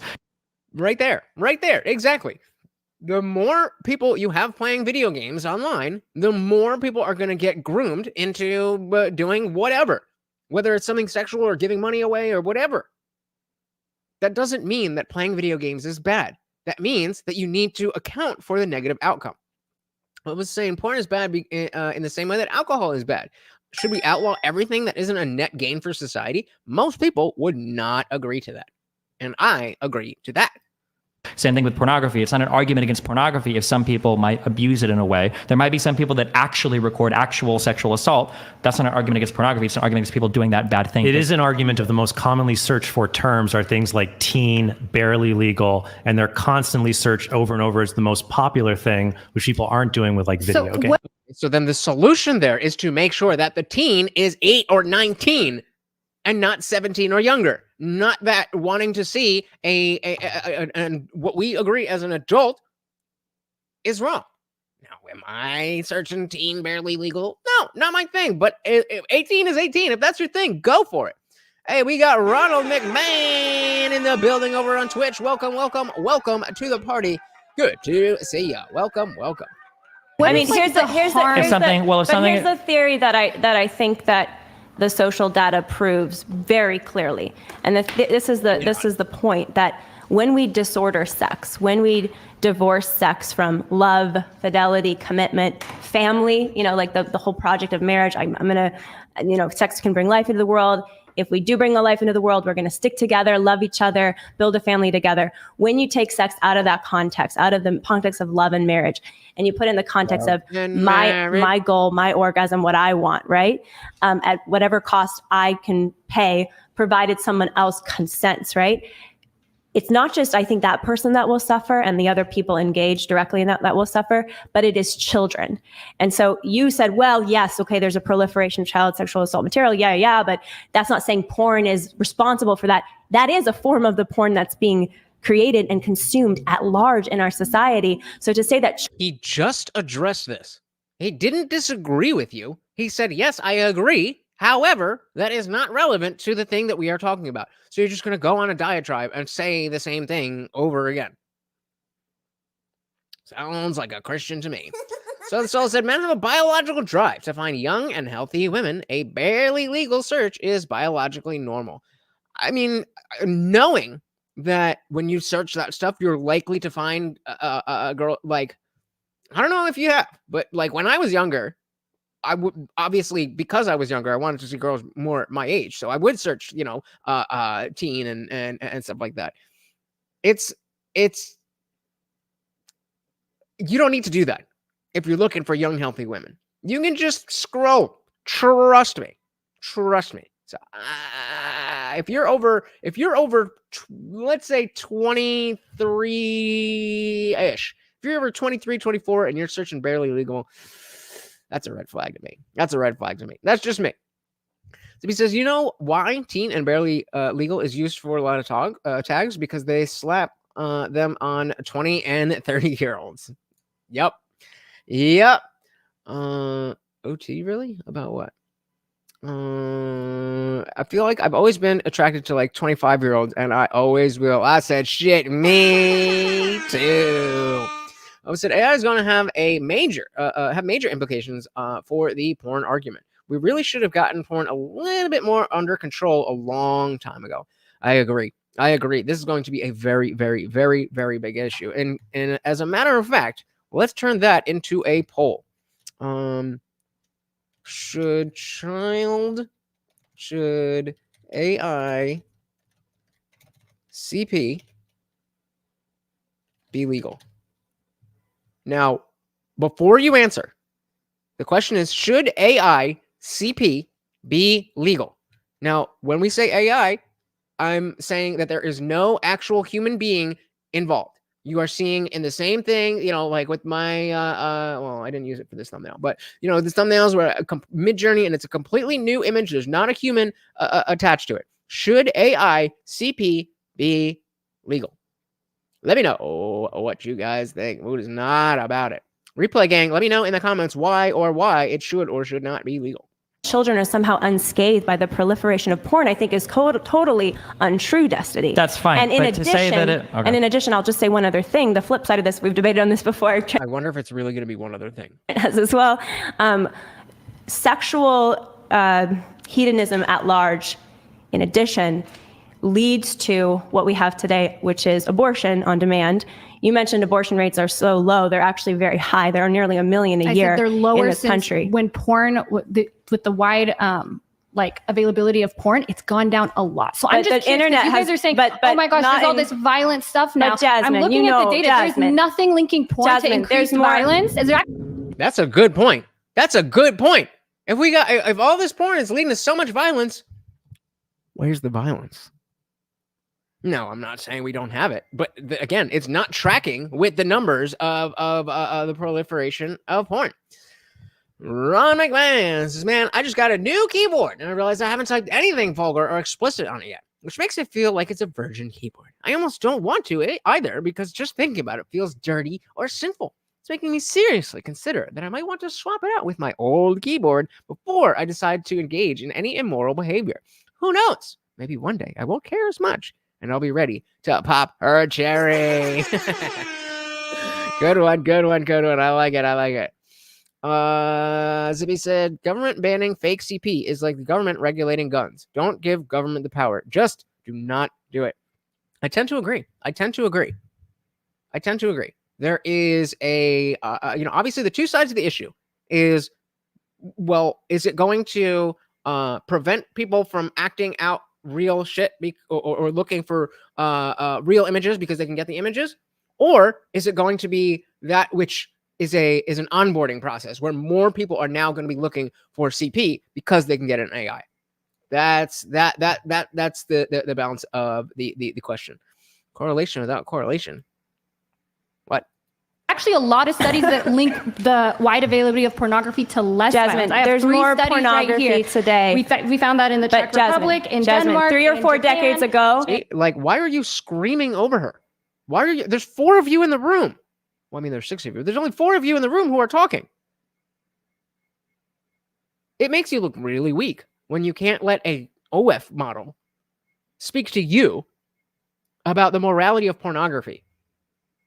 Looks really bad.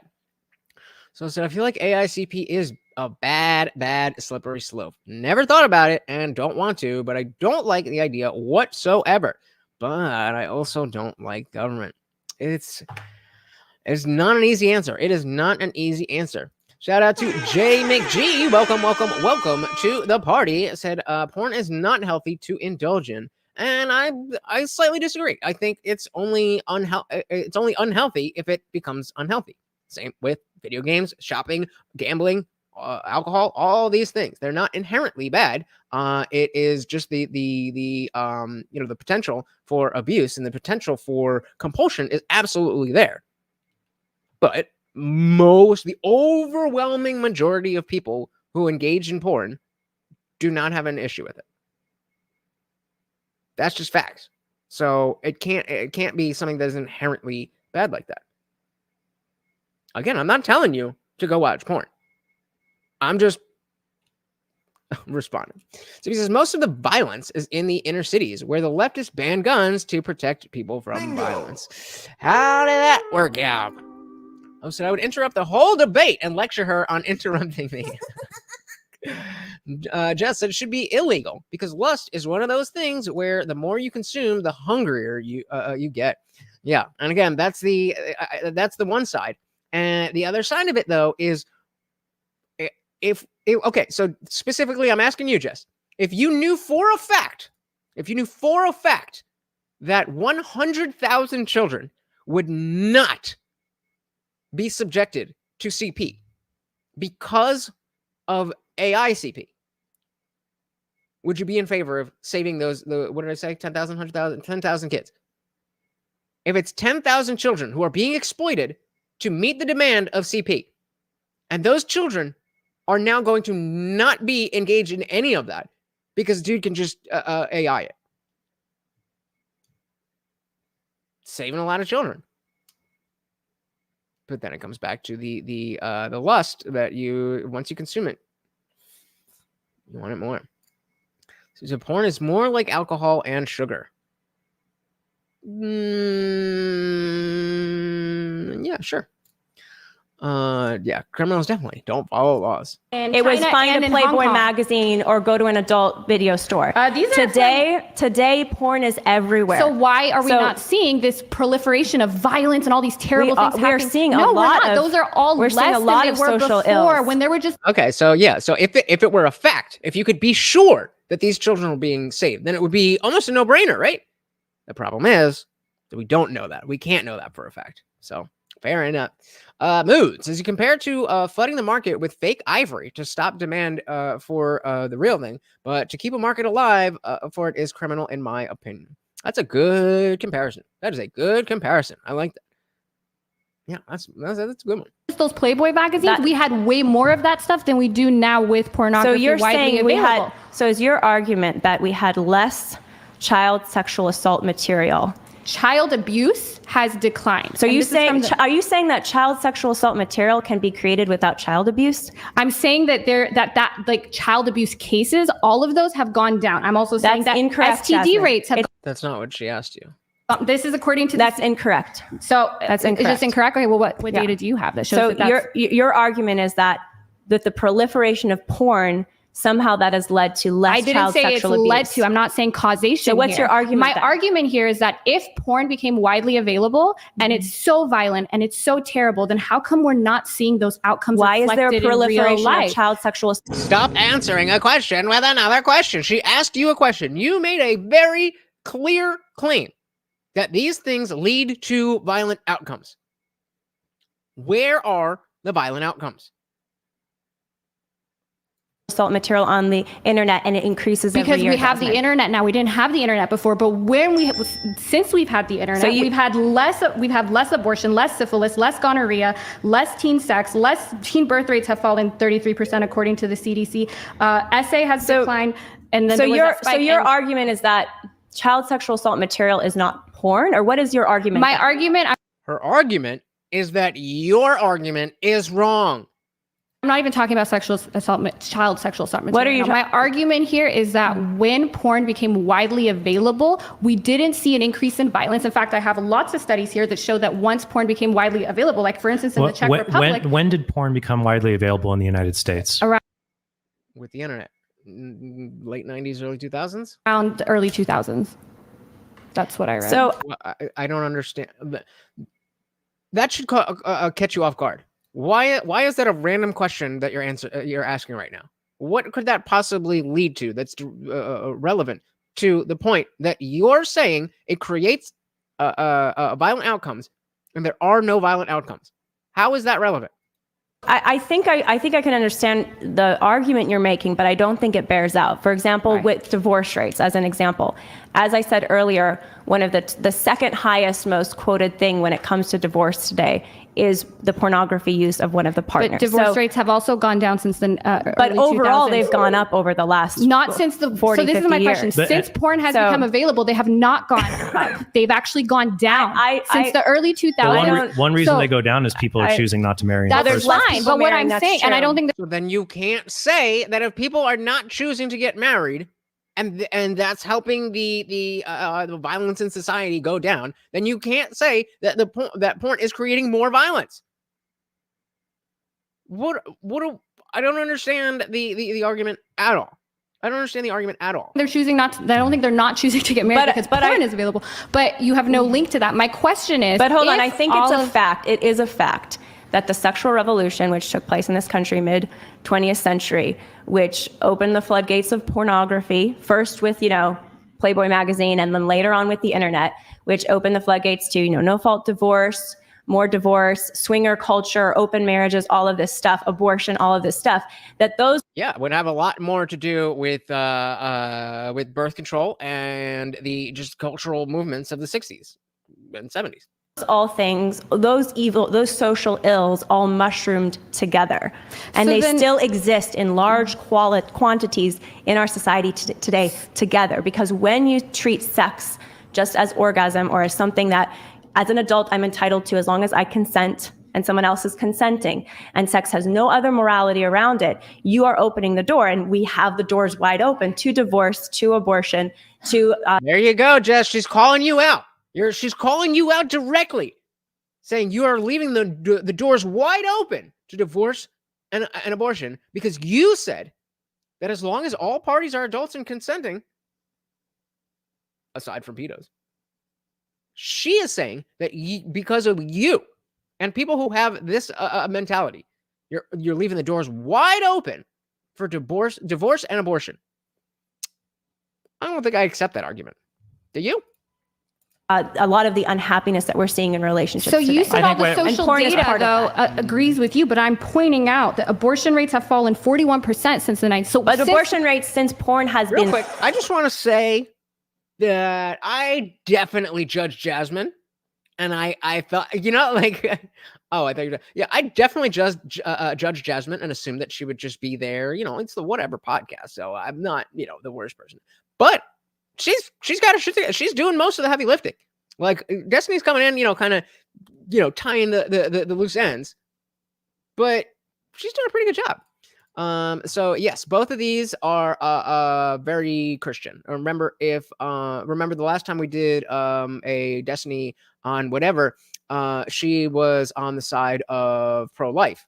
And now she is here in the same capacity. And Trent Horn is like, I mean, he's got like a legitimate following. Like,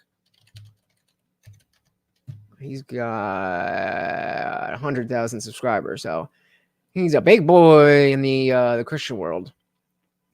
Sounds like she wants to blame all the ills on society on porn. Yep. Oh yeah, now you remember. Now you remember. Entered into the mainstream, Yes, has gone up over the last 50 years dramatically. But So- it became widely available in the late 90s. So the CDC abortion rates have fallen 41%. I don't think the data shows since the what you're saying it's 1990s. showing. Then let her say it, and then you can tell her why she's wrong. If you don't see the data saying that, maybe it's because she hasn't said it yet. How can you refute something you have not yet heard? And so she's got a lot on her chest, and she seems like someone I can really get behind. Let's go. People look it up. This is the CDC that's saying this. But you don't think that porn is the only reason? I don't think that. But It sounds like y'all think that porn is the only reason. my but we don't even know question if to it you, Wait, oh. You know what that means. Projection!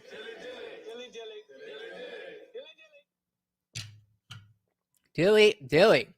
Obviously, I would most like.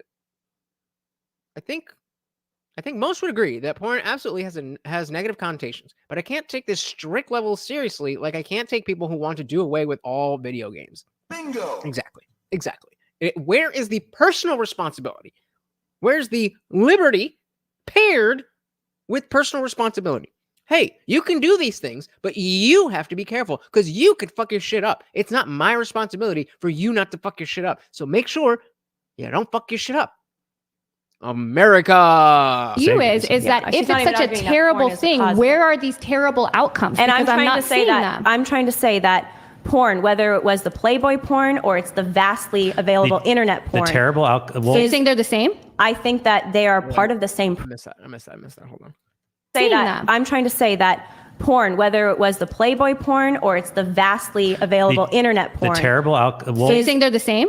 I think that they are part of the same problem, which Again, that's not really the question, but is divorcing meaning from sex and welcoming, putting arms around hedonistic culture that breaks down families. look how cute he is. He's so adorable. And we've got our duck flavored duck recipe treats here. Every single nation comes with a treat for Morty. And breaks down marriages. And I'm saying that in the last 50 years in this country, we have seen unprecedented divorce, 50 years? unprecedented abortion. We've seen unprecedented STIs. The sexual revolution's harm Are we at talking large. about the sexual revolution or porn? Because I'm not talking about 50 years. I'm talking about since porn became widely available. You guys are saying and all these terrible things, teen mom porn, so violent. Yeah, so she's trying to talk about the invention of porn. And Jasmine is specifically talking about the online proliferation. Where are the outcomes that show that this is such an harm? Because I'm not seeing that. I have 3 studies here. Actually, there's a lot of evidence that porn has a cathartic effect. Do you think it's bad, Jasmine, that the average first stage of exposure to pornography is 11 years old? I don't think that's ideal, but I don't think No, that it's not asked. I said, is it bad? Yeah, I think it's bad, but I'm not seeing that it's so bad that it's leading to such terrible outcomes because it's not. Where are these outcomes? What happens when children are exposed to pornography? Actually, there's also a lot of conflicting data on that. Again, I don't like how you're doing this. If you have a point, make your fucking point. What does happen to children? Why are we playing this guessing game? Just make your fucking point. A lot of the data on this is really frustrating because it's really conflicting. I have studies here. Well, that we're show living that in it's not. But really. Jasmine, part of the reason for that is we're living in a social Wait, experiment. hold on 1 second. I want to. Is it bad when 11-year-olds their first exposure to pornography? I'm just saying that's a bad thing. Yes, that is a bad thing. Yeah, it's a bad thing in the sense that it's not ideal. Why is it bad? What does it do? Because they are not mentally developed enough to understand what they are seeing. What point do you think you're making? Do to them? It's like they're not old enough. Their prefrontal cortex isn't developed enough to be able to look at that and realize what's real, what's not real, how sex is supposed to go. So I don't think porn is a great way. How is sex supposed to go? Probably not. Well, that's a very broad question. It's supposed to go the way that you and the person you're having sex with want it to go. Not the way that God said necessarily. If you believe that, then that's fine. You can do it just like God said and whatever. There is no how it's supposed to go aside from consent. That is the only aspect of how it's supposed to go. That it's two or more people consenting to get each other off. It's not complicated. Mood said, not really. I saw porn at that age, and I treat women with respect. I don't have healthy sexual relationships. I'm sure you do, Mood. I'm sure you do. I mean, I did too. It's not ideal, as Jasmine said. It's not ideal. Zippy said the only way fake CP could be reasonably made illegal is if you can find images of real kids' heads in it. Ugh. And in that way, goes to copyrights your image. So it's more impetus to regulate it. Yeah. It will help fight deep fakes. Yeah. And that it's a hard question. It really, really is. It really, really is. Because the pros and the cons are so extreme. So it says they're coming on it like they have all the right answers and constantly making her defend herself. Meanwhile, they answer questions with questions. Annoying. Hey, shout out to Just Talk About It with the $5 super chat. Thank you so much. And of course, that gets a treat for Morty. He loves that duck recipe. Thank you so much. And of course, that makes you the new sponsor of the stream. Thank you, Jess. Very, very, very much appreciated. Not like if you're on Pornhub watching like 8 people gangbang someone, they're going to think that is normal. That's not normal? Not okay, wait, hold on, wait. Okay, I think when we talk about how sex is supposed to go, okay, I think we have to build a constructive case for what are different ways that we can view sex.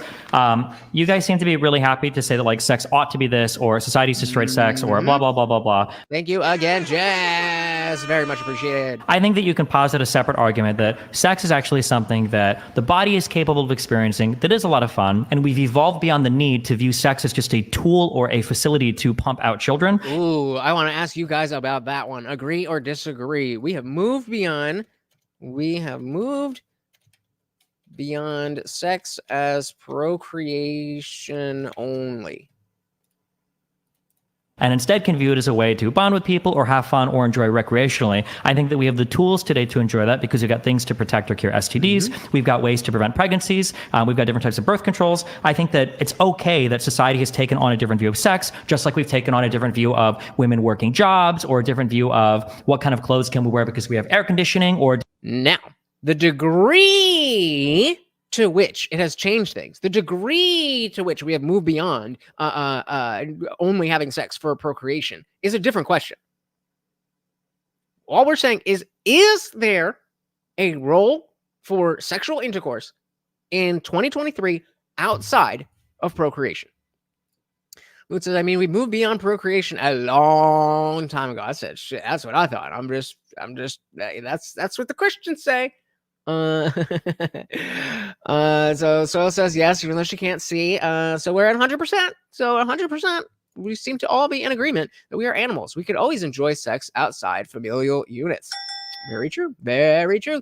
Unless God said no. Different view of what are the hours that we can be awake, where we can travel. I think it's just natural. One in the chat if you cannot see the poll. That different things will evolve over time. Destiny. That will view different things. Yeah, we can view things differently based on our way of engaging with them. According to the Go Backer Institute, for women that got abortions, 50% of them in the month that they got pregnant were using contraception. So when you kind of say, what does that have to do with porn? Well, now we have these technologies that can somehow sort of blunt the natural consequences of sex. I'm sorry, wait, what was that supposed to refute? So what's that supposed to refute is you're saying that we have all of these powers now. To change the way we engage with sex, yes. Change the way we engage with sex. Was anything I said incorrect? I think it's fully incorrect. Okay, do you think that contraception reduces the likelihood? No, let's one stat at a time. Let me finish. No, hold on. I didn't even get to ask my question. I didn't even barely talk for 2 sentences and you wanted to come me off with the thing about abortion. So I'm going to ask you, do you think contraception is effective at dramatically reducing the rates of getting impregnated? I think that at large contraception. It's a yes or no question. Just say yes, it does, or no, it doesn't, and then let me just say whatever else I have beyond that. Beyond that, it was like she's never had sex for fun. It's kind of seeming that way. I wouldn't be surprised that you spermicide too. So okay, we only have 2 people who can't see the poll, but I only have 4 votes. And we got 10 people here, so hit that goddamn poll, please. Has led to the mindset, a contraceptive I'm going to ask the mindset. same question again when you finish this. I it think depends that if over My time. favorite debate tactic that he uses. My favorite one. Yeah, you just go ahead and keep rambling, and I'm just going to answer or ask you the same question when you're done. Time, I'll it just keep actually asking them. That's okay. increases, it actually leads to more abortion over time. Do you think that contraception is effective at preventing pregnancies? It can in the short term, but over time it leads to more abortion. Really? Do you have any evidence that There's somebody been- that there's is been on? studies- So you're saying you have a study right now that shows that somebody on contraception, on average, has more children over their lifetime than somebody that doesn't use contraception. No, what I'm saying Okay, is, so then for you don't have example, any if you evidence for that. introduce- I don't know. no, I don't. let me I don't. finish. You're well, no, because There you're have giving. been- No. I told you guys. Send me your address, and I'll give you a whole thing. I'll give you a whole thing of stickers. But nobody email me their address. TheIndianJesusOfficial@gmail.com. You're giving me a lot of like socially constructed opinions you have no data No, for I based have on your data for presumptions that. of how you think that sex should operate religiously, but I reject those things. So obviously we know are that not- we know that Destiny, contraception. Destiny, we are know not that- making a case that sex ought to be done religiously or ought to be done in this particular way. We are just saying that the view that prostitution and pornography require, which is that sex is just a hedonistic activity. Nobody. Exactly. I think if he's gonna say, I think what he's about to say is nobody's saying that it's just a hedonistic activity. Hedonistic being for no other reason than pleasure, but it can be a hedonistic activity. Like Jess said, what is it? I support sex for fun. I said shit. Me too. Why is the hat trick even there? Because it's just a thing to get comments like that. Weren't you the same one who said who addressed her before to get comments like this? Let's see how many comments are about the girl.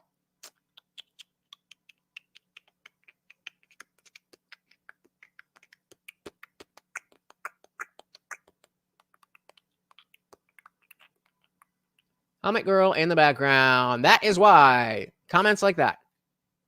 Why does it require that? Because it would be wrong if okay, well, I don't know what we're talking about. that prostitution and pornography require, which is that sex is just a hedonistic Oh, right. activity. Nobody. Why does it require that? Because Oh, it would be wrong if okay, well, how would you answer the It can question? have many purposes. I think that when I go to a massage parlor, I'm paying, $80 to get a massage. Right. That can just be a person giving me a massage. With a partner, having a partner rubbing your back or your neck, that can feel like a lot more romantic. So, just because I go to the massage parlor doesn't mean I devalue the experience with like a partner. No? Or do you think it does? Earlier, you used the phrase, sex work isn't real because sex for hire doesn't make sense. It's like a friend for hire. What is a therapist? Can't you pay a therapist to review your problems with them But and then they once you give you stop feedback? paying And them, then, stop being But your here's the friend. thing. and once you is she under the impression that prostitutes still fuck you after you're not paying them? Maybe I didn't hear her. Maybe I didn't hear her right. can't you pay a therapist to review your problems with them But and then they once you give you stop feedback? paying them, And they then, stop being but your here's the friend. thing. and once you stop paying a sex worker, they stop having sex with you. Stupid. Yeah. But the whole point That's of why it's called work. Yeah. Yeah, she didn't like that. She didn't like that. Oh, that. Thing, I we- And once you stop paying a sex worker, Ready, they stop ready, having sex ready? with you. Yeah. but the whole point of Ooh, I'm mad. I'm mad, baby. Oh, you never had that happen? Nope. Just said, I've heard the words sex and porn so much, I hope I can function later. Hey, you already thinking about it, Jess. Come on. You know it's good, girl. That's why it's called work. Yeah. no, Go ahead. because The point we is that don't it's more have. meaningful than that. Of course, it is more meaningful. I would agree. Just like having a really good, intimate conversation with a friend is more meaningful than having an intimate I'm conversation so with a sorry. therapist. We've Of course. skipped around so many different places. Only There because was I'm following something- you and your tangents. But go ahead. I was trying to ask you made a So if sex work is just a skill, it's something that people enjoy. Yeah. Do there have to be? Is this something that only specialists can? Well, let's say for example, so Jasmine, a lot of people do only. So he's gonna butcher this argument. The argument that he's about to make is that if sex work is work, then there is no reason why at my regular corporate office I shouldn't be allowed to say that I'm hiring a secretary and that secretary has to blow me once every day. That is the reasonable argument as to, well, sex work is not work because it's a specific thing. Just because you do something for money doesn't make it. I mean, unless you want to say that, but there is a clear difference between the type of activity that is going to a job and working as we typically understand it and sex work. That's why we have the phrase sex work. But he's going to fuck up the argument, and that is why I'm showing this to you. Fans, they have other jobs. Like you're a lawyer, people have other jobs. So you can have someone who's a masseuse and does OnlyFans, or a therapist and does OnlyFans, right? Okay, so you could be you're like a sex worker by night, masseuse, therapist during the day. Would it be okay if they offered those sex services as a part of their day job? Being a masseuse, depends on what the day job is. If it's like a lawyer or something, or if it's like a therapist, probably not, because you're violating like an appropriate relationship to have with somebody. But if it's like your auto mechanic and he also sells you like pictures of his dick, it's probably not as big of a deal. Let me give you another example. So my wife was a nurse at the hospital, so she worked with neurotelemetry, and people have brain injuries, spine injuries, stuff like that, and also older people and people who would need things like bathing and cleaning. Okay, so they need to be cleaned, including clean their perineum. We're aware of what bedridden people are. Care, so just like groin, crotch, butt, that kind of stuff. Sure. And some of them would ask her, and this would also happen to other nurses, hey, while you're down there, could you just play with my wee-wee a little bit, or, masturbate me. Okay. So let's say you have a nurse who is also an OnlyFans, is a sex worker on the side. Should she be allowed to offer that? My understanding, and I'm not a medical professional, but my understanding is that when you're making decisions And the only reason that I'm not stopping in here is because he has the perfect answer. related to patient care, if a patient under your care, engaging in friendly or sexual relationships with them can cause an inappropriate crossing of boundaries that compromises your ability to deliver good medical care. So I would say that in the case where somebody's like a therapist or a medical professional that's making decisions relating to your healthcare, it's probably not Why? Because appropriate. you just related. So that's the he just said, and they're gonna. I remember this part. They're not gonna get it until like the fourth time. It's specifically. It's not because it's a bad thing or a yucky thing, it's specifically because it impedes your ability potentially to give the care that you are hired to give. That is what Destiny said. Well, why? Lawyers can't even accept saying Hold on, it was wait. How work did my when sex relation is of therapy work. to friendship break anything that I just said? Because you're saying that you can't enter this new dynamic of sexual relationship in a healthcare setting because that somehow violates the healthcare setting. What's Why? being violated? That's Trent's question. Why? What did I just say was being violated? I mean, who doesn't, right? What is being violated? I said it like 3 times. I'll repeat it again. It's compromising your ability to deliver care. Compromising your ability to deliver care. Does anybody not understand that? Besides the Christians? Who said, damn, his wife probably jerked off old guys out of pity. Oh my God. The care is included. Let me ask you this question. Is Sex work, you wouldn't include sex work and health work together in care unless you're... So... we could invent a scenario that's true. What if you're going to a hospital and part of the care is my husband has issues with erectile dysfunction? Maybe part of the health services is them jerking you off to make sure everything's working. In that case, you would combine it. Would you agree? Or would you say it's still inappropriate? Wait, I want to answer for that. Would you, if that case, would that be an appropriate combination of think you should go to people to jerk you off. No, that's do you think it would do you think us ignoring your personal sexual views, do you think it would be appropriate? It's not a personal sexual view. It's the view. I mean, we could. We probably shouldn't, but we could. No, I think that specifically, being a sex therapist is a much more substantial thing. Like, you're not having sex with people for money. You're helping people have that, legitimately needed intimacy in their life. So, they don't they do not get it. Sex is a complication of the rules of your day job. Sex work and day jobs have different contractual rules, right? But if we, again, to play the devil's advocate, that if sex work is just a job like any other, then there's no reason why you shouldn't, if we're talking about like therapists or nurses specifically, then there's, the power imbalance. But like he said, there should be no reason if sex work is just work, that if you're a mechanic, then you say the secretary has to suck you off once a day. That's work. That's what the job entails. But that's illegal, as it should be. Because sex work is sex work. That's different than regular work. Therapists are rapists of the mind. I don't know about all that, but... Mood said some professions shouldn't allow gift giving or inter-office relationships. Doesn't make gift giving or relationships inherently wrong. Exactly. Context Context matters. View that's actually been Because held for thousands of years by many millions So and billions if of people. you're going to a hospital and they're trying to check you for a working sexual function, them seeing if you can get an erection, that would be an inappropriate way for them to examine you? You can see him getting riled up. He's like, oh, I got her. I think if they are really trying to determine if you can get an erection, there's a way, and you're a married person in a marriage, there's What a if way you're not to a married determine person? What if that. you're single? Why would Yeah, let's just say, hypothetically, my dick ain't working. So I gotta go to the doctor, and I'm like, hey, my dick ain't working. I don't know why. Can you help me?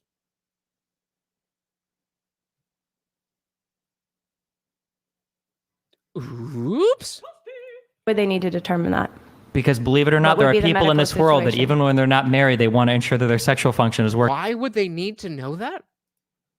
And sex is Wait, no, wait. I really want to answer that. I really want to answer that. I You don't disagree think, with I that? don't You don't think your it's sexual function is necessary. relevant if you're not No, married? I think it's relevant, but I think that I don't think it would be good care to go into a hospital and say, There is okay, hold on, wait. I really want to answer this. So if you have problems with erectile dysfunction, it would be inappropriate for a healthcare provider to assess the ability of you to get an erection while you're at the hospital. That's inappropriate. I mean, I think it depends. I'm curious what the standard of care is for that right now. I mean, do you know what the standard of care is? I'm not, but I'm Nice pivot. Nice pivot. But he's specifically asking you about your personal opinion. So the standard of care is irrelevant to your personal opinion. You may agree with the standard of care, or you may understand the standard of care and say, I don't like that. I think something different. This is how you dodge questions. This is how, if you're in a debate and somebody's asking you a question, you're like, oh, fuck, I don't know how to answer that. I know I'm right, but I don't know how to answer this particular question. You can pivot. But you got to do it in a way where people like me are not going to notice. Opposite, most workplaces have rules punishable by termination about having workplace relationships, be it with coworkers or clients and customers. These rules are pretty acceptable to most people. Yep. As I said, I've been in the mental health system and spent a lot of time with shrinks. When I helped out in a lot of times with shrinks, when I helped out in group, they have to sometimes break the mind to fix the trauma. Fair. So sex work creeping into our regular work seems pretty irrelevant. Well, exactly. That's the point. That's precisely the point. If it was the case that sex work was creeping into work, then it would lend credence to the argument that sex work is just like any other job. But it's not. Not a damn thing. Not a damn thing. So as we say, yes, if there's no reason.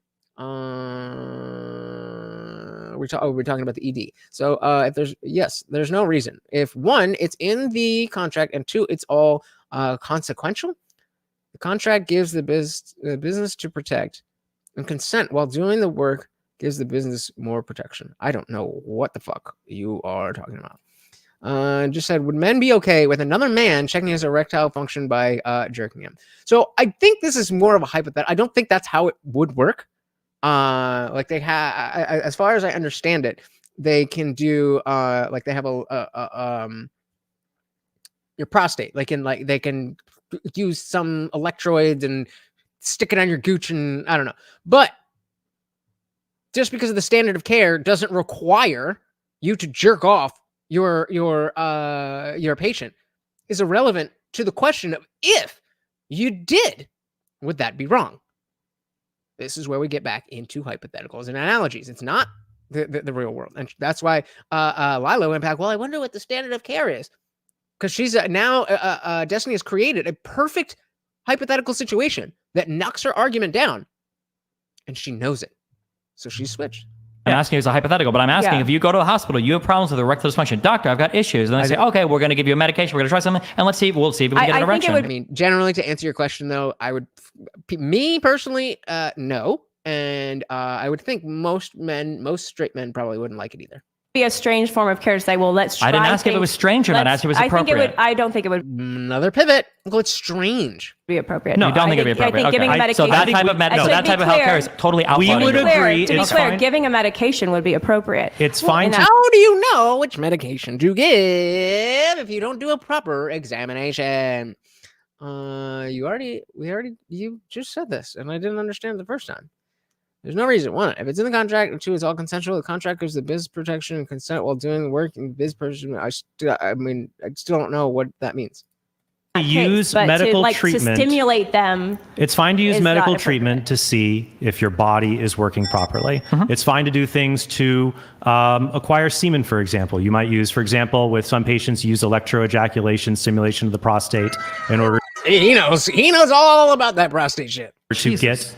Well, for some patients, that's what you have to do, including if they're paralyzed. Okay, I understand what you just said was a way more hardcore kink than water sports, but okay, go ahead. Water sports. No, to see if you can ejaculate, to see if you're able. There is a difference between trying to determine if your body is functioning properly and saying that sex is just a service that can be provided. So if False dichotomy. This is not an either or. It's not either you're doing a medical procedure or you're trying to create a human, or you're just hedonistically whatever.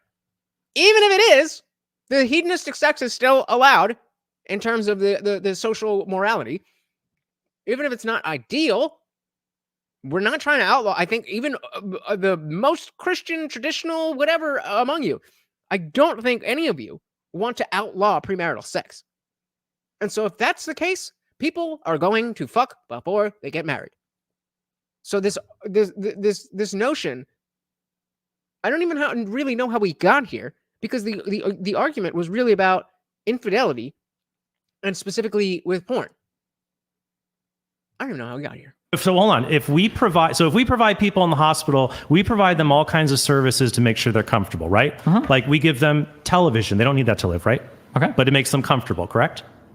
Yeah. So we give patients stuff in the hospital to make sure that they stay as comfortable. We give them television. We give them different food they can choose. We give them bathing, obviously. And when they're very uncomfortable, I would argue that bathing is necessary, but we turn them. We do things to make sure they're comfortable. So if a patient says, sex would make me very comfortable, why wouldn't, if a nurse can clean the guy's testicles and penis and is already handling all of this, why not just you put on the gloves and... This is such a stupid argument.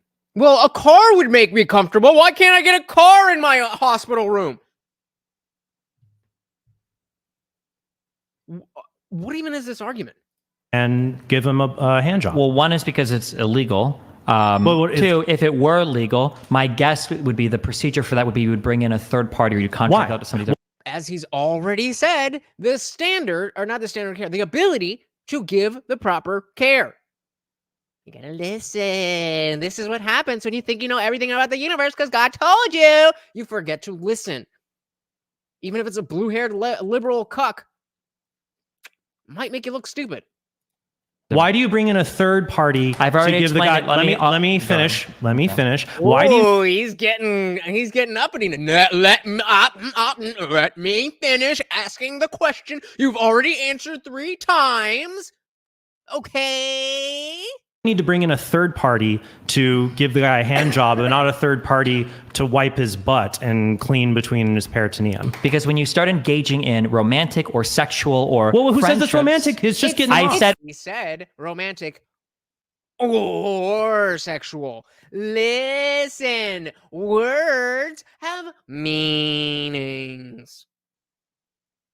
Or means any of these. When you engage in romantic or sexual or friendship type things, that these things are all inappropriate because they compromise your ability to objectively offer care. For instance, would it be inappropriate to say, well, can you please just like jerk me off, you're gonna clean my ass? Yes, that would be, because if a patient starts to have a sexual relationship with a practitioner, then if that practitioner has to make a tough call on that patient's health, that might be compromised. The same way that let's say the person starts saying like, man, you know, my kids never come. You don't even have to bring it, talk about it in a sexual context. Like, if you are going to, let's say, you know what would also be very inappropriate for a nurse to do? Loan you some money. Sit there and watch a movie with you. I mean, you know, like maybe like playing chess and stuff, and maybe whatever. But like cuddling up with you in your hospital bed and watching a movie. You're not allowed to do that. And it has nothing to do with porn or sex. It has to do with the thing that Destiny has already said 3 times that Trent Horn can't listen to. Who said some dank weed and some honey and some bad bitches would really make me comfortable?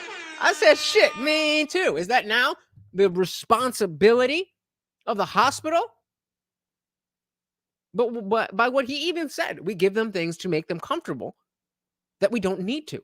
That doesn't mean we give them everything that could possibly make them comfortable. False dichotomy after false dichotomy after false dichotomy, this or that, this or that, this or that. It's pathetic. It's pathetic. So he said sex as anytime service for adults should be fine if the contract focuses on minute-by-minute consent to protect the individual. There, I think I got out of the litter box this time. I mean, yes, that does make sense. So, and clarifying should be fine, not ideal. Ideally, you have people who focus on specific jobs. So it's not ideal, but sex at any time for adults should be fine if the contract focuses on minute by minute. So what? Speak more on the minute by minute consent. What does that look like? What does that look like? Because you're getting somewhere, but I want to be sure. Sex do this stuff. Let me just Wait, what did he say? What did he say? The person starts saying like make a tough call on that patient's health, that might be compromised. The same way that let's say the person starts saying like, man, you know, my kids never. Why does sex do this stuff? Let me just finish. Hold on, I gotta finish this one thing. Oh my god. Okay. Let's say that the patient comes in or the nurse comes in and the patient starts talking to the nurse like, man, my kids aren't calling me, like I don't know what to do. And then the nurse sits around and they start talking blah blah blah blah blah. That would be equally inappropriate. That would be incredibly inappropriate. Where's M169? She loves when I get to use I told you so button. And when did I tell you? A long time ago. And what did I say? What started to form a very close friendship with the patient, that would also be inappropriate. Because again, if a tough call has to be made on the patient, at some point, you might not be able to make that tough call because now your judgment is compromised. This is why surgeons that have like wives or husbands don't operate on them because they're... Has nothing to do with sexuality or sex or porn or infidelity or cheating or anything. It has to do with the ability to provide the care that you are supposed to provide. I love when we get those screenshots. Look at that one. Judgment is compromised. But what if you can give hand jobs and you're not attached? It's just sex work. Oh my fucking God. Well, right now, in terms of how human relationships and everything work, it seems to be the case that... Okay, so you're saying something very important, which is that there is an emotional, psychological component to sex. Did anybody say that there wasn't? Did anybody say... You are the only ones who are creating this dichotomy where it's either only for children or it's only for pleasure. And that's just not how we are looking about it. Shout out to Jess. Talk about it. Thank you so much for stopping by and being the sponsor of the stream. Very, very, very much appreciated. You go enjoy that class and definitely pass. See, I didn't even know it. Thank you so much. You have a good one. Obviously, I don't think most people would accept sex as a duty to their normal job because most people would last about until the first time they're expected to provide that on the day they're having a bad day. Yeah, I mean, this is why sex work is not the same thing as work. It's just that simple. So he said minute by minute means absolute right of refusal at any time for the sex worker. Okay, so yeah, that's just how, I mean, I don't know. I've never seen a prostitute, but I assume that's how prostitution works already, no? Lawyer, we have rules on how we're able to engage with people. We're not allowed to accept gifts, for instance. I want to make sure I understand. Well, maybe if you shut the fuck up, you'll know what she's saying. Understanding Destiny correctly and what he just said. Hold on, let Lila go, then we'll have you come in. Go. And I do want to get back to the contraception thing, but you had said that there's an emotional, romantic connection to sex. I don't know if you oftentimes there can be, yes. Yes. Often, see how when you're careful with your language and you don't paint yourself into a corner, oftentimes it can be, yes. That doesn't mean it always is. That means it's never not. It means sometimes, but sometimes different. So that sounds like more than work. It can be. Yeah. So you're when you guys talk about sex work, hold on. I'm sorry, real quick. I reject that. What do you mean that sounds like more than work? When you talk about sex work, like we can sell this commodity of sex, like it's a service to lead, like it's a. Nope. I already know where she's going. Nope. I have an emotional satisfaction when I see a dog that I'm working with. Again, if you are not familiar, I'm a professional dog trainer. When I see a dog that I'm working with make progress and start to learn what pick up what I'm putting down. There's an emotional component to that. What does that mean in the context of anything? If you are think about any job that you like. She's trying to make the point that if you like your job, then that's the same thing as sex work. What? Nah. Listen to this. That sounds like more than work. Why? Because you like it. It can be. Yeah. So you're when you guys talk about sex no, hold work, on. like I'm sorry, real quick. I reject that. What do you mean that sounds like more than work? When you talk about sex work, like we can sell this commodity of sex, like it's a service. To lead, like it's a service. You're saying, well, but more emotions and psychological, romantic feelings get involved. Therefore, it doesn't belong in the professional setting of healthcare. That's what you're saying.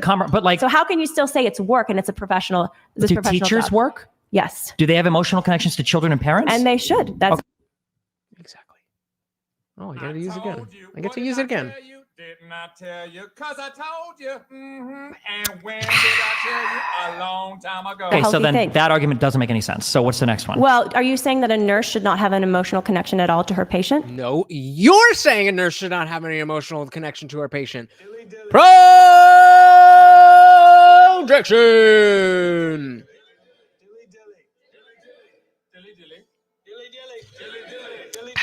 Generally, they try to minimize it. Yes. They should have empathy. That's actually required for nurses to have empathy. You're telling me they shouldn't have empathy. They should have compassion. They're two different things because empathy can compromise your ability to. Are you saying a nurse can't understand the personal background, desires, hopes, and develop a friendly rapport with a patient? You can have again, false dichotomy. You have to be completely cold and you can't have any rapport. That's not what we're saying. And again, this is how you drop the ball. This is how you are on the right side of an argument and you still fuck it up because somebody else knows how to talk better than you do, which is what we are seeing. Friendly where there isn't one. No, it's a key. It's a crucial distinction. Having a friendly rapport with somebody is different than becoming personally, emotionally invested in the outcome. You have to maintain an appropriate level of distance, whether you're a lawyer, whether you're a medical professional. Sex crosses that line because of what sex just intrinsically many is. things cross that line. Like I just said, when you're a lawyer, you can't accept certain gifts. You can't get too close to your clients. They can't become like best friends to you. That's going to cause problems for you down the line. We take entire classes on this, on all the ways we're not supposed to get too close with our clients. And it's not all sexually, it's even just in friendship. Yeah. So professionalism, the standard for professionalism, I agree, it's not professional to offer sexual services to somebody in a setting where that's not appropriate. But there are other things that aren't appropriate either. It doesn't mean they're all bad and that you can't use them. Yeah. So I mean, the again, well said. The point that you're making, though, is that sex is personal. It involves it can involve romance. It involves feelings. It involves this connectivity. And what is your point? Yes, you're reporting on their position. You're not addressing their position. So you're saying this. Yes, and? Well, you're saying this, and this. Okay. So, and you're saying, well, I'm saying that you're saying this, and this. That you sometimes can't help but have. And that's our point. Well, I have a question. Wait. I definitely missed that. You made a point. Personal, it can involve romance, it involves feelings, it involves this connectivity that you sometimes can't help but have. And that's our point. Well, nobody denied that. He specifically said, yes, sometimes it can come with those feelings. I don't understand what the point is that she just said. She's trying to make the point. What is the point? I have a question. That's not your point. That is a very important part of our point. No, that's every single human's point. We all understand that. Everyone here agrees that a therapist... You understand that, but you also think it's acceptable to have these sexual relationships with potentially thousands of people online. You're not understanding. The whole point of your argument has to do with dual relationships. And you're trying to apply this to singular relationships. We all agree here that a therapist having sex with a patient would be bad, right? Why? Because it impacts their ability. Oh my God, because of the ability to give care for the fifth time. Let's say the therapist is a sex therapist. A sex therapist is obviously not the type of therapist. But that's the thing. A sex therapist is childish. This is childish. And this is the You're not going to come to the table with these silly, childish arguments unless you think you have the power of God behind your stupid words. This is retarded. These are such bad arguments. Asking the same questions over and over and over and over and over again. But they're right. And they are losing because they are not listening and engaging. So said, I think her point is that if God doesn't say it's okay, then it isn't okay. She's being purposely obtuse and failing horribly. I agree. Wait, hold on. It's illegal for sex therapists to have sex with their own clients. For the same reason that non-sex therapists. You're not making a point. We've already done this. We've already said it would hurt the therapist's ability to give the proper care. That is why. Not for any reason about the morality of sex or pornography or infidelity or cheating. None of those things are the reason why your therapist, your sex therapist, your nurse shouldn't be having sex with you. I mean, this is your brain on religion, people. They can talk to them about sex. Hold on. I'm not even sure that's true. Hold on. Okay, I can't ask a question because I'm not going to get any engagement. So I'll just make my point. That's not true, Justin. I'm not. It is a very simple question. Can a therapist have sex with a patient? And then you're like, well, what about sex therapy? No. Well, I think Jazmen considers what she does a form of... Well, we can't. Well, actually, I would say that in my Christian practice, that probably, maybe, no. Okay. Getting cooked. And they can't because it compromises your ability to give good therapy. What I am saying is that if sex is just a service that is provided, we don't have to. I understand the next stage of argument. I'm trying to show why that's ridiculous. I understand it. You're going to say, well, then I will take it out of the dual role to the single role, and I'll give you a hypothetical. Wait. Let's just explore this for 2 seconds, then we can go to whatever you're going to jump to. Okay. If you are understanding why Destiny is frustrated, then I would hope that gives I hope that gives a little bit of insight into when sometimes I get a little overly frustrated, particularly in the after parties, particularly when we're, when you guys are only in the chat and stuff. Just pointing it out. Just pointed it out because he knows where the argument is going, and we can all see the lacking on that side of the table. I understand the next stage of argument. I'm trying to show why that's ridiculous. I understand it. You're going to say, well, then I will take it out of the dual role to the single role, and I'll give you a hypothetical. Wait. Let's just explore this for 2 seconds, then we can go to whatever you're going to jump to, okay? A therapist cannot have sex with a patient because it compromises their ability to deliver good therapy. Well, what I would do is ask them, what is it that do you remember why I think is the reason that a therapist shouldn't have sex with their patients? That's how you have to do it. You have to corral them in.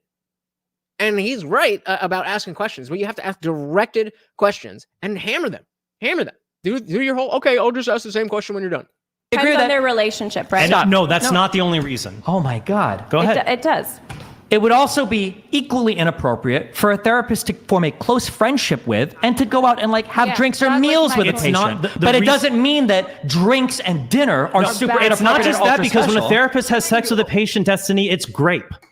Because the therapist has a power imbalance over the patient and can manipulate their emotions, and there are consent issues involved. Sure, that's true as well. That's not what we're focused on here. That's the more important reason. No, it's not. Because the reason that you speak of has to be applicable to everything. Not every situation where you're paying somebody for a service that's not sex creates a power imbalance. If I go to Chipotle and I fucking give money to somebody for a fucking burrito, there's not a power imbalance. Oh my God. Oh my God. Okay, we can pick a nurse and a patient as well. I think it must be said that a lot of people involved in creating pornography and prostitution consider what they do a form of therapy for the client. That's not at all. That's so not that's not what we're talking about. Hey, did you know sometimes girls are, they're not actually having sex with men. They just give the girlfriend experience. Okay, sure. Yes, I did know that. Are we having a discussion, or are we just randomly saying things? Next, you will say masturbation is graping yourself. I mean, there's a reason that the sexual revolution has coincided with us being more cognizant of things like consent, because the whole point of the sexual revolution and allowing people more freedom in how they want to express their sexuality is that it's a choice, but it's still your choice, right? Yeah. And even if we would hope that people would make better choices, we accept that it is their choice. That's why things like marital rape was outlawed in the 90s. We have the rape shield doctrine. You're not allowed to bring up a victim's past sexual history in a sexual assault case. We have the Me Too movement. So I don't think power imbalances are important because that can get in the way of consent. So consent is super important, but what you choose to do is not. That's what the sexual, it's not an accident that those two things And Me Too is a reaction against the excesses of the sexual revolutions. We're just saying things. Me Too is a reaction to, what does that have to do with what the fuck we're talking about? So, I mean, I think to say that these things are given to us by the sexual revolution is totally. Well, let me. It is though. All right. Like marital rape, the marital rape, the early feminists, You're saying Me Too is a reaction to what? Me Too is the reaction to the excesses of the sexual revolution. I don't think so. And a lot of. Okay, let's actually. That sounds so stupid, but let's dig into it. So it's due to the excesses of the sexual revolution. Yeah, right. And that's why I'm just like, all right, let's give her this one. So she's saying that because in the 70s, in the 60s and 70s, because of the attitudes that changed, feminism, contraception came about, and then it was too much, and that's why we had Me Too. What? Make that make sense. A lot of the reform that was requested in the way that marriages took place and marital rape protection was early feminists who are not sexual revolutionaries, who themselves wanted family values, and many of them were pro-life. I agree. It's that's the argument that you should be making. That's the argument you should be making. I don't know why you're not talking about that. No. So to say that it was the sexual revolutionaries that gave us these things is not correct. I'm saying that those two things coincided at the same time, because the whole point of the sexual revolution was that, okay, you're not going to be ruined now because you choose to have casual sex. But another false dichotomy.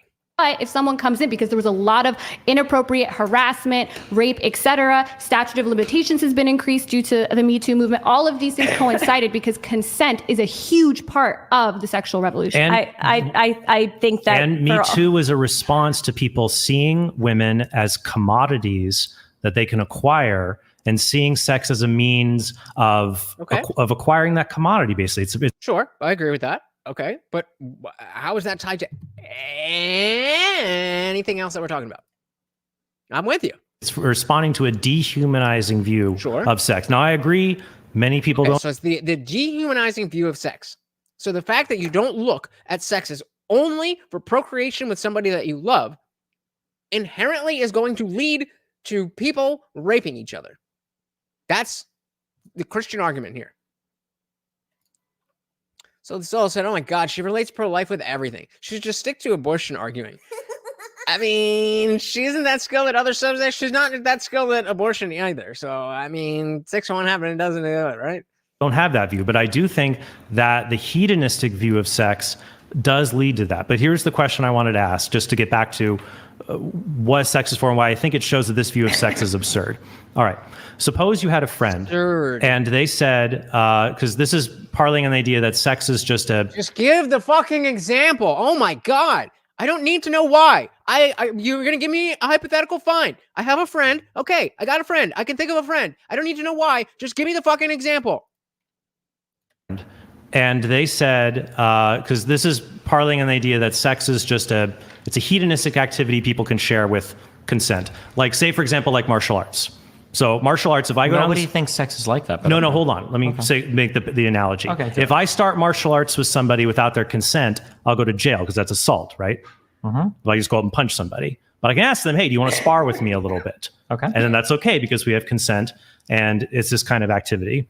Now, imagine that would it be healthy to have a friend who says, hey, I'm glad you and I are getting into martial arts together, but I really feel like we can only be friends if you only do martial arts with me.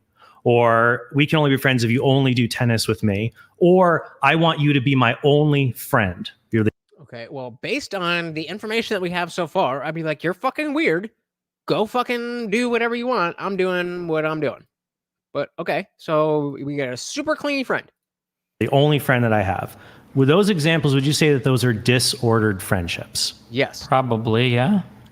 All right, so my next question would be, is it disordered for someone to say, I want you to be the only person I have sex with, you're the only person who has sex with me? Do you think that's disordered? No. Not necessarily, no. No. What's the difference between activities that are pleasurable and consensual, martial arts, chess, tennis, spending time together, and sex then? What is the difference between the two, that one is disordered, it's a friendship you should not get in, and the other we would say not even Where's the phrasing he used? Because he's smuggling in, again, the idea. sex with, you're the only, is it friend? You're the only friend that I have. With those examples, would you say that those are disordered friendships? So in a friendship, the definition of a friendship is specifically non-exclusive. That's baked when you're in a monogamous relationship. That's baked in. And a lot of people are not in monogamous relationships. So it's not disordered if they fuck other people because they've decided that it's okay for them to fuck other people. Again, I'm not saying that's the great way to go. But these are adults who can choose to do whatever the fuck they want to do. And a friendship and a sexual relationship are not the same things. So the way that a friendship works is going to be different than the way that a sexual relationship works. That's why those are different. It's like asking, is it would it be a disordered relationship for you to ask your professor questions of your gender studies professor questions about sexuality? No, that's what they're there for. What about I don't know, your little sister's friend? Would that be disordered? Oh, well, why is it different? Obviously, the contexts are different. What even is this? We can only be friends if you only do tennis with me, or I want you to be my only friend. You're the only friend that I have. With those examples, would you say that those are disordered friendships? Probably, yeah. All right, so my next question would be, is it disordered for Look at how much he's like, oh, I got him. Someone to say, I want you to be the only person I have sex with, you're the only person who has sex with me? There's a fundamental difference between having sex and engaging in martial arts. I would think that you would, unless he's like really trying to get Destiny and them to say that as if that is going to help their point. That like, well, no, I mean, it's different. And then he's gonna be like, so what's the difference between sparring martial arts and having sex? One is but that gets nowhere. That gets nowhere with the argument that they're making. Because as long as it's consensual, then you have not made a point. Do you think that's disordered? Not necessarily, no. What's the difference between activities that are pleasurable and consensual, martial arts, chess, tennis, spending time together, and sex then? What is the difference between the two, that one is disordered, it's a friendship you should not get in, and the other we would say not even that it's not disordered, but it's the way things ought to be. There you go. It's the way things ought to be for this circumstance. They are different circumstances. You are not saying, you can hear it in his voice. He thinks he's doing a thing, but he's not doing anything. The love of your life in a marriage. What's the difference? One is a friendship. One is a sexual relationship. What do you mean? Is going to be the preference of the people that are partaking in these things. Some people might feel like they like to do martial arts with a lot of people. And for sexual activity, I think people tend to prefer to be more exclusive with that. There's probably other things we could think of. That is that natural? Or should we think like that's the way they ought to treat sex? Whether or not it's natural or not is a separate question. Well, it seems obvious that if someone says, I want you to be my only friend and you can't have other friends, we'd say that's a friendship you probably shouldn't get into, right? Generally, yeah. Then why? But if we're going to use why don't we say the same thing then about I want you to be the only person I have sex with? In fact, we say that's a good. So if we're talking about sex work, again, they're trying to bait him into saying, well, there's different types of relationships. Where do you go from there? What can you possibly have? And again, why are you doing it this way? It's like pulling teeth. Well, why this? Why this? Just say the point that you're trying to make. Say what it is. If a subscriber told to me, you're the only person I want you to, I'm the only person I want you to have, I would say, no, that's not the context of this. Yeah, because you're selling a business and you can't have one customer. Yes, but my point is that just because that's one way to see sex, it's like an intimate, monogamous thing. There are a lot of people who don't view it that way, who don't want to view it that way. And I'm wondering, back to my original question, where are these outcomes that are so detrimental to society that's happening because some people, people that want to be polyamorous are not getting in the way of your monogamy. Well, you don't think that 20% of... That's a good line. That's a good line. Now, I certainly there are societal effects to the normalization of polyamory or whatever, but for the individual, her, being on an OF and getting ran train on is not affecting her ability to be a monogamous with her husband. That's a good point. Of couples expressing unhappiness because of porn use in the relationship. 20% of couples. Where is that? Yeah, this is a study from, and then also the statistic about the amount of people that are pornography use being listed as one of the reasons for divorce. You don't think that that's meaningful? Who said it wasn't meaningful? Did I say it wasn't meaningful? Did Destiny say it wasn't meaningful? Or we're just putting up straw men now? It could, there's many things that are listed as divorce, but I have a bunch of studies here that show that since, like I just told you, porn actually can have a cathartic effect on violence. The STD rates come down. There's a huge study that shows that AIDS or HIV could go down by 30 to 40% if we were to just decriminalize prostitution. So there is evidence going both ways when it comes to porn and sex work, and I don't see anything that's super conclusive that this is just a terrible harm, more than something like alcohol. From the Wheatley Institute, by the way, about 20% of couples report a degree of conflict in their relationship due to pornography. One in four men report hiding porn from their partner. Again, that doesn't mean anything. I bet you 1 in 4 men hide fantasy football from their wives. Exactly. So much straw. I'm waiting for them to bail some. Hey, come on. But this is what Christianity, this is what religion, this is what dogma does to your brain. This is what dogma does to your brain. You are stuck in a very narrow field of view. Everything that you know is right between these two lines. And there's a whole fucking world out there. And you don't have to engage in any of it. You can stay in your little box if you want to. You have every right and every freedom to do that. But not everybody is going to want to do that. So you said divorce is up because people have the wrong hair color. Just say that. 1 in 4 men. Awesome. Okay. Hiding it from their partner. Probably because they're looking at that prostate electrostim porn, okay? But I think the larger kind of the meta point here, and you were speaking to this earlier, Destiny, but then we kind of got, the conversation unraveled a bit, but you were saying about how we have all this technology. And so now we can treat sex recreationally. Did I understand you correctly? I'm saying that it's allowed us to change the... We can, not that we have to, or that we have to always, that we can, in instances, treat sex as recreational. Yes.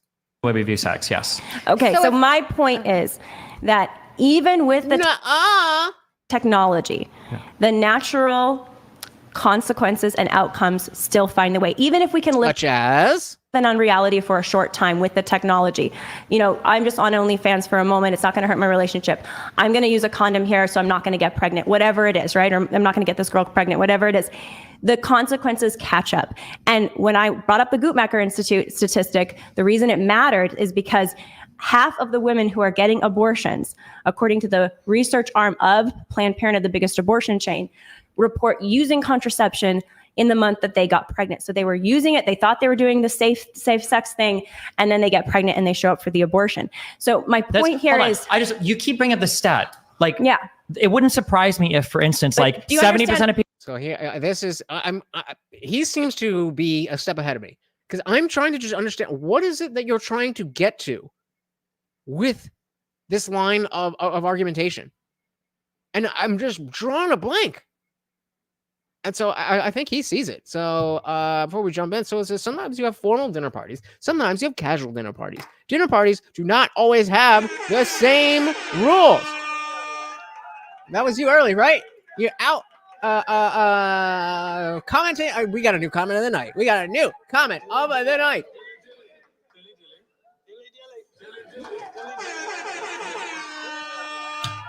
Dilly to that.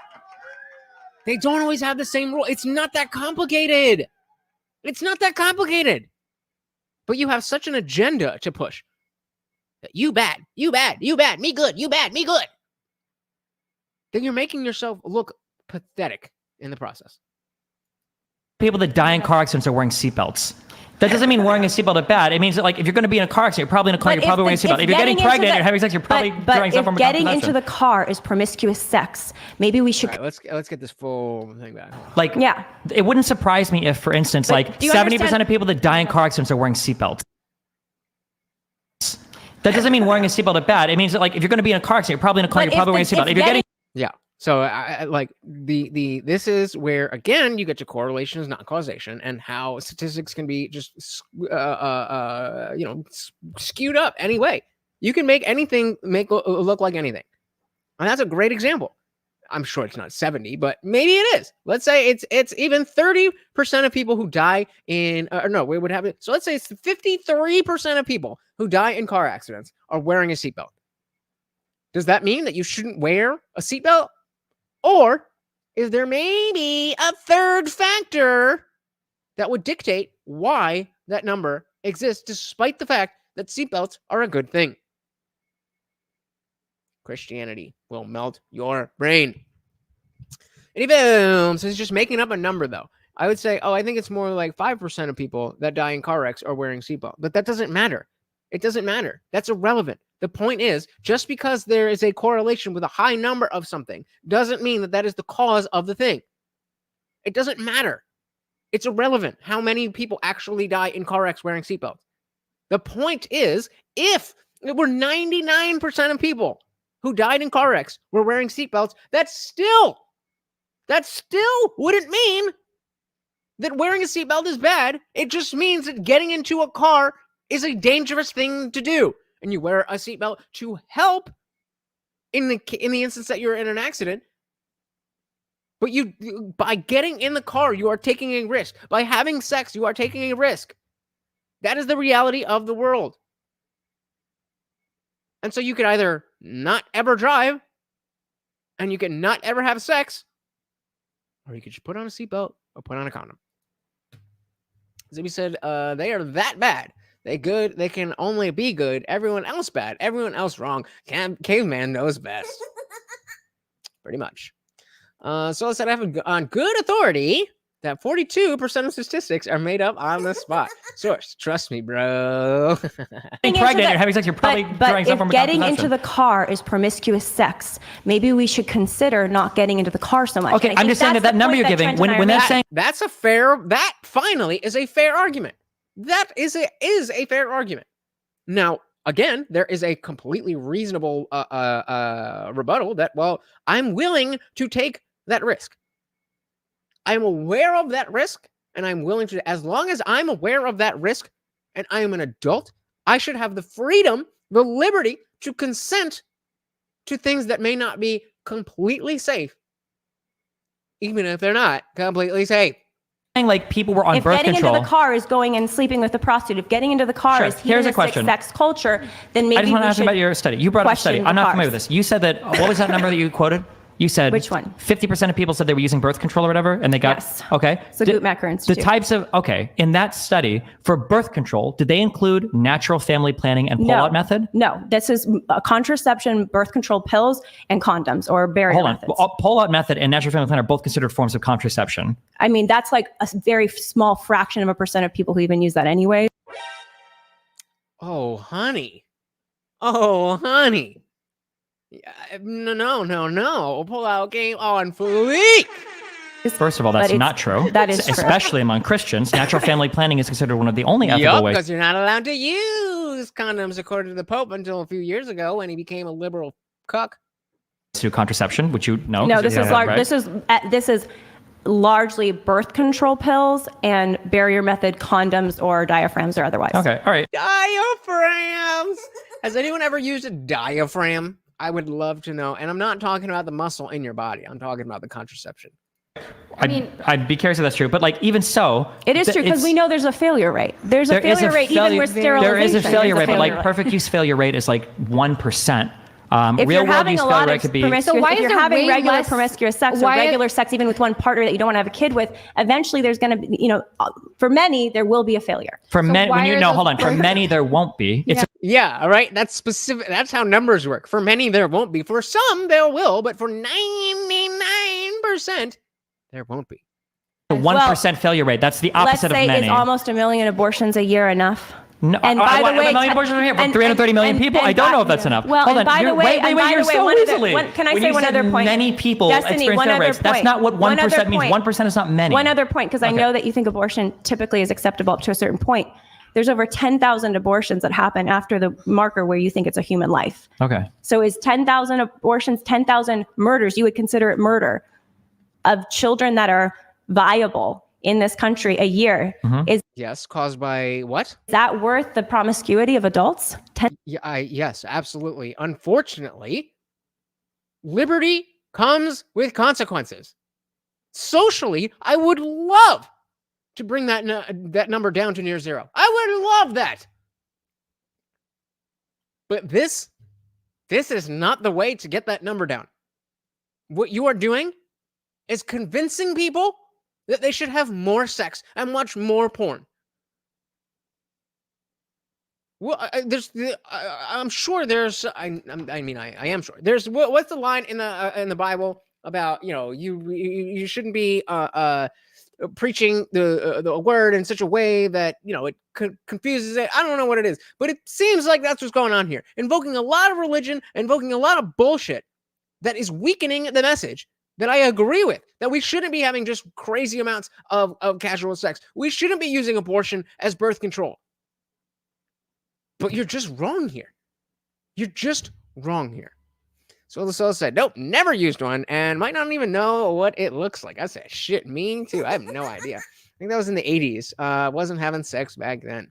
Fair enough. 10,000 murders. But you're of children? linking that to sex work and promiscuity. I don't. Yeah, I'm I don't connecting see, you just all said, of it. oh, it's affecting 20. Alcohol is also like, I think 10% of divorces list like alcohol is the issue. Is alcohol bad now? I think alcoholism is bad. Alcohol.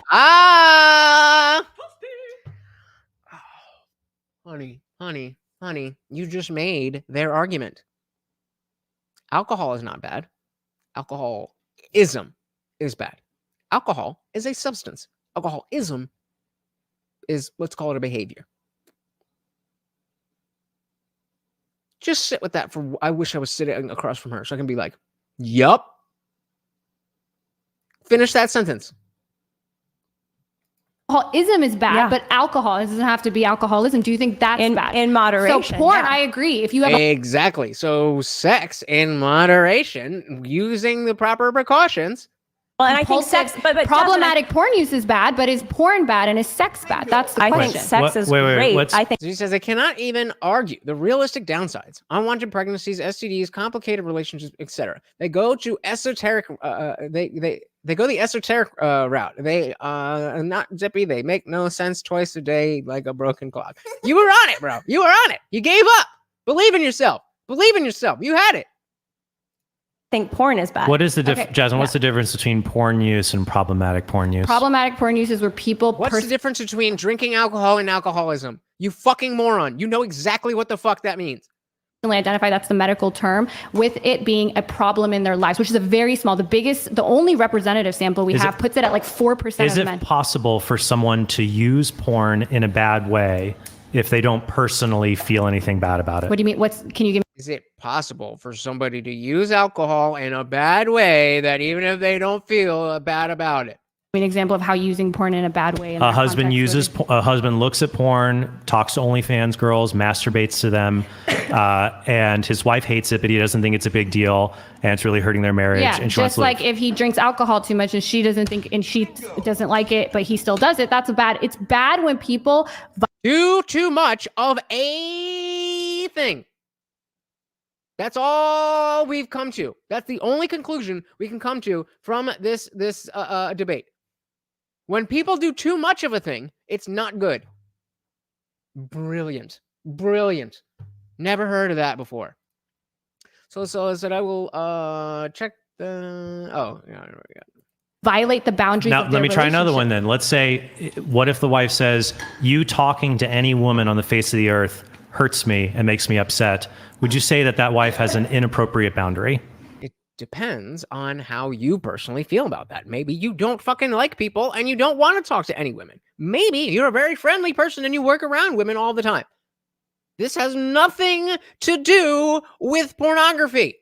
No, because there's a lot of people that are like that, and they literally that her husband cannot talk to any woman, even like a female secretary. She's so hyper jealous. My family is from the Middle East. This is literally how they set up society. Do you think that's good? I don't think that's good. But if there are people who that's the way that they're happy, I don't think that's good. I think the way you guys live your life is great. You guys don't think the way I live my life is great. The point is that when we allow people to do what's conducive to their own happiness, that's. But what I'm asking you is that. See, that's another thing. She is allowing herself to get interrupted. She's allowing herself to get interrupted. And yeah, we're just, I mean, we only have a few, we only have a little bit left, so I figure we may as well run through it. But we are crossing over the 2.5 hour mark. And we only have just to think, so maybe we'll cut it short. But the before that, I want to make a good point here about how she's letting herself be interrupted. Notice how and I'll run back. He starts talking. She's talking. He starts talking, and she stops talking and lets him continue. Don't do that. If you're talking and somebody interrupts you, just keep talking. The longer they try to interrupt you, the worse it makes them look. That when we allow people to do what's conducive to their own happiness. And then he said, no, but. That's. And then she stops it. That's. What I'm asking you is that. He starts talking. Don't let people do that to you. Don't let people do that to you. Can a spouse have boundary expectations that are reasonable and unreasonable? I think if we're going to use like a reasonable person standard, that depends on like the community. Sure, in certain communities, and in your community, porn is bad. I'm just talking about the community. This community out here, who is non-disclosed location, Miami.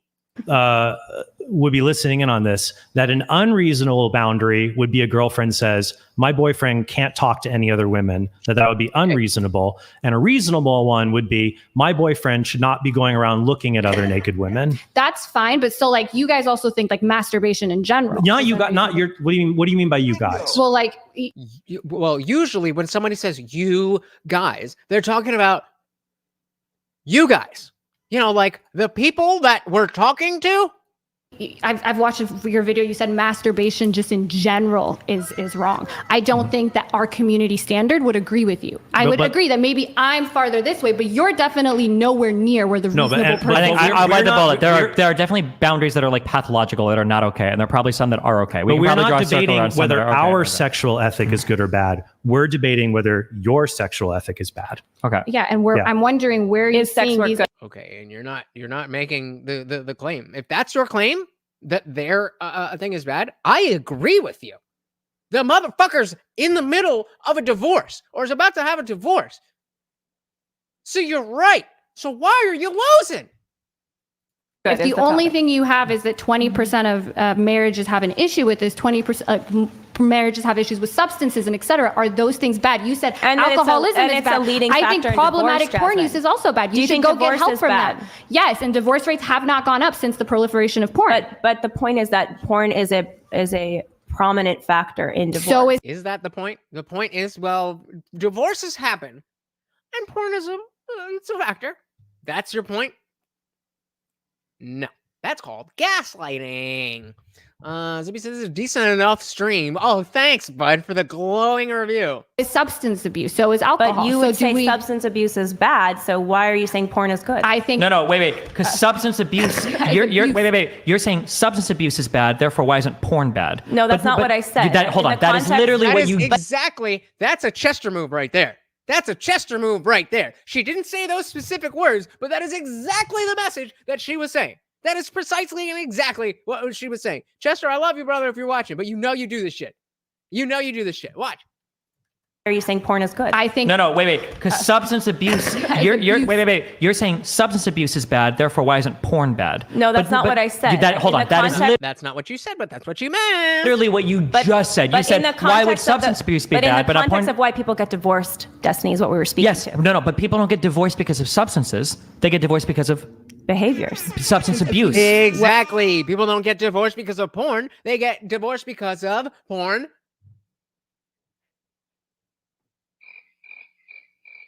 Abuse. Well, and But you're saying they get divorced because of porn. Don't like. Why not porn abuse? Yeah, what's my question? Problematic porn. It's If it's porn- getting it's in not the porn way of your abuse, life, it's porn it's bad. use. But there are most of the people that consume porn, which is the majority of people, it's not getting in the way of their Because relationship. It's not getting in the way. Same with alcohol. The overwhelming majority of people who indulge with alcohol do not have a huge problem with it. And so to say that alcohol itself is bad, as opposed to what you've already claimed and you understand in your mind that it's not the alcohol, it's the alcoholism. It's not the substance, it's the behavior. It's not the existence of the thing, it's the abuse. So guys, like, again, and Chester, I will make, I'm not talking shit behind your back. You just happen not to be here, and I will let you know that I in Discord that I'm saying this right now. But oh my god,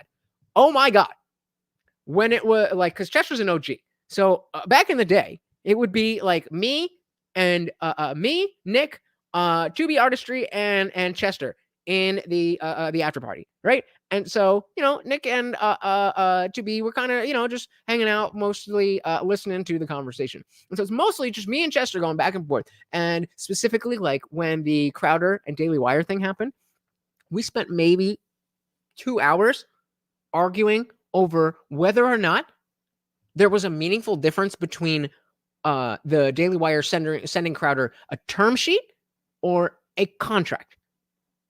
And I mean, well, you just said it. Well, that's not what I said. But that's what that means. Well, no, that's not what I said. Like, oh my god, Chester's fun. We ranted about TV shows in my Discord. Where's my invite? I didn't get an invite to your Discord. The fuck. I think he made fun of my wonderful Southern accent, but I was too busy playing to care. Yeah, he's got the real Southern accent way down in Australia. Well, we're not talking shit about you, brother. If you see this, you know that we love you. Because we can delineate, we can say, oh, when you drink this much alcohol, it makes you sleepy or giggly or fall down drunk or wrecks your liver. Like, we can talk about the different effects at the different levels and what they do, and whether it makes sense for a wife to tolerate or spouse to tolerate or not tolerate. But when it comes to porn, I think it's very fair for a spouse to say, yeah, I'm not going to tolerate my spouse giving orgasm or giving that sexual desire to someone else. My biggest... Sure. Absolutely, you are 100% within your rights to say that you don't want that in your relationship. That's a different thing than saying nobody can do that in their relationship.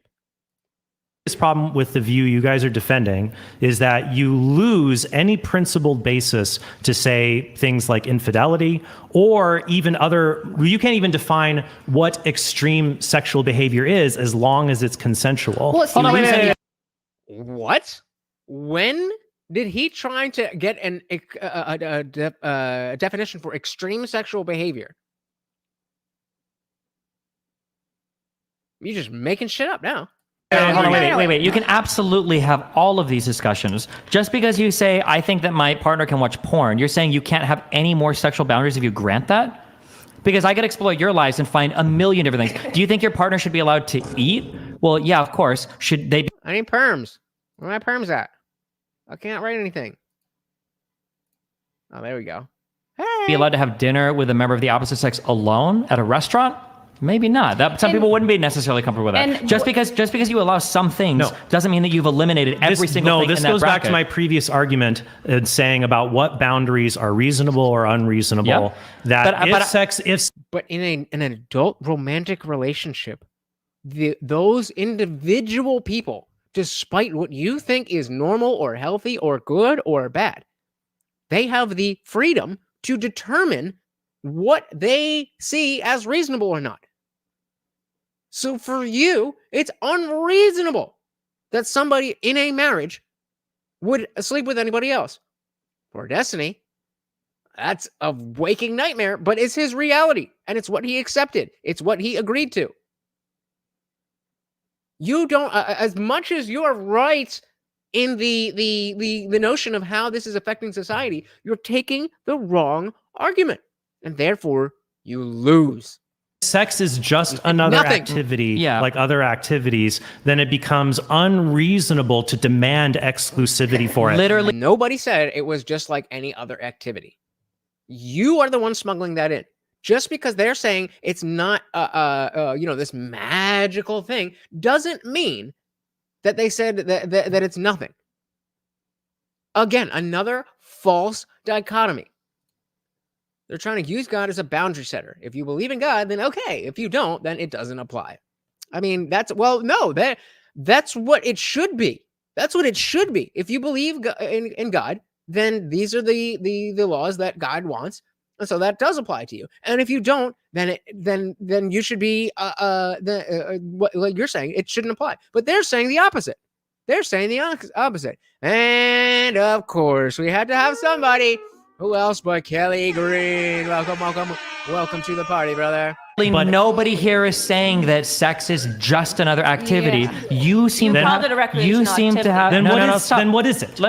Sure. There are some activities that can serve a variety of different purposes. Okay. For sex, it could be recreational, or it could be an incredibly emotional, romantic, bond-building thing. Yeah. Much the same that we could imagine, as I just brought up. Dinner could be whatever. I've gone out to dinner with a ton of people. Right. It's whatever. But dinner can also be an incredibly romantic, personal event. Some of these things, even some people could set boundaries around, and everybody said that's fair. If you say, oh, I went out to eat with like 3 or 4 friends last night, Samantha was there. Oh, that's cool. That hits a lot differently than if you say, oh, I went out to eat last night with Samantha. We went to, Ruth's Chris. We had like a $200 dinner and wine.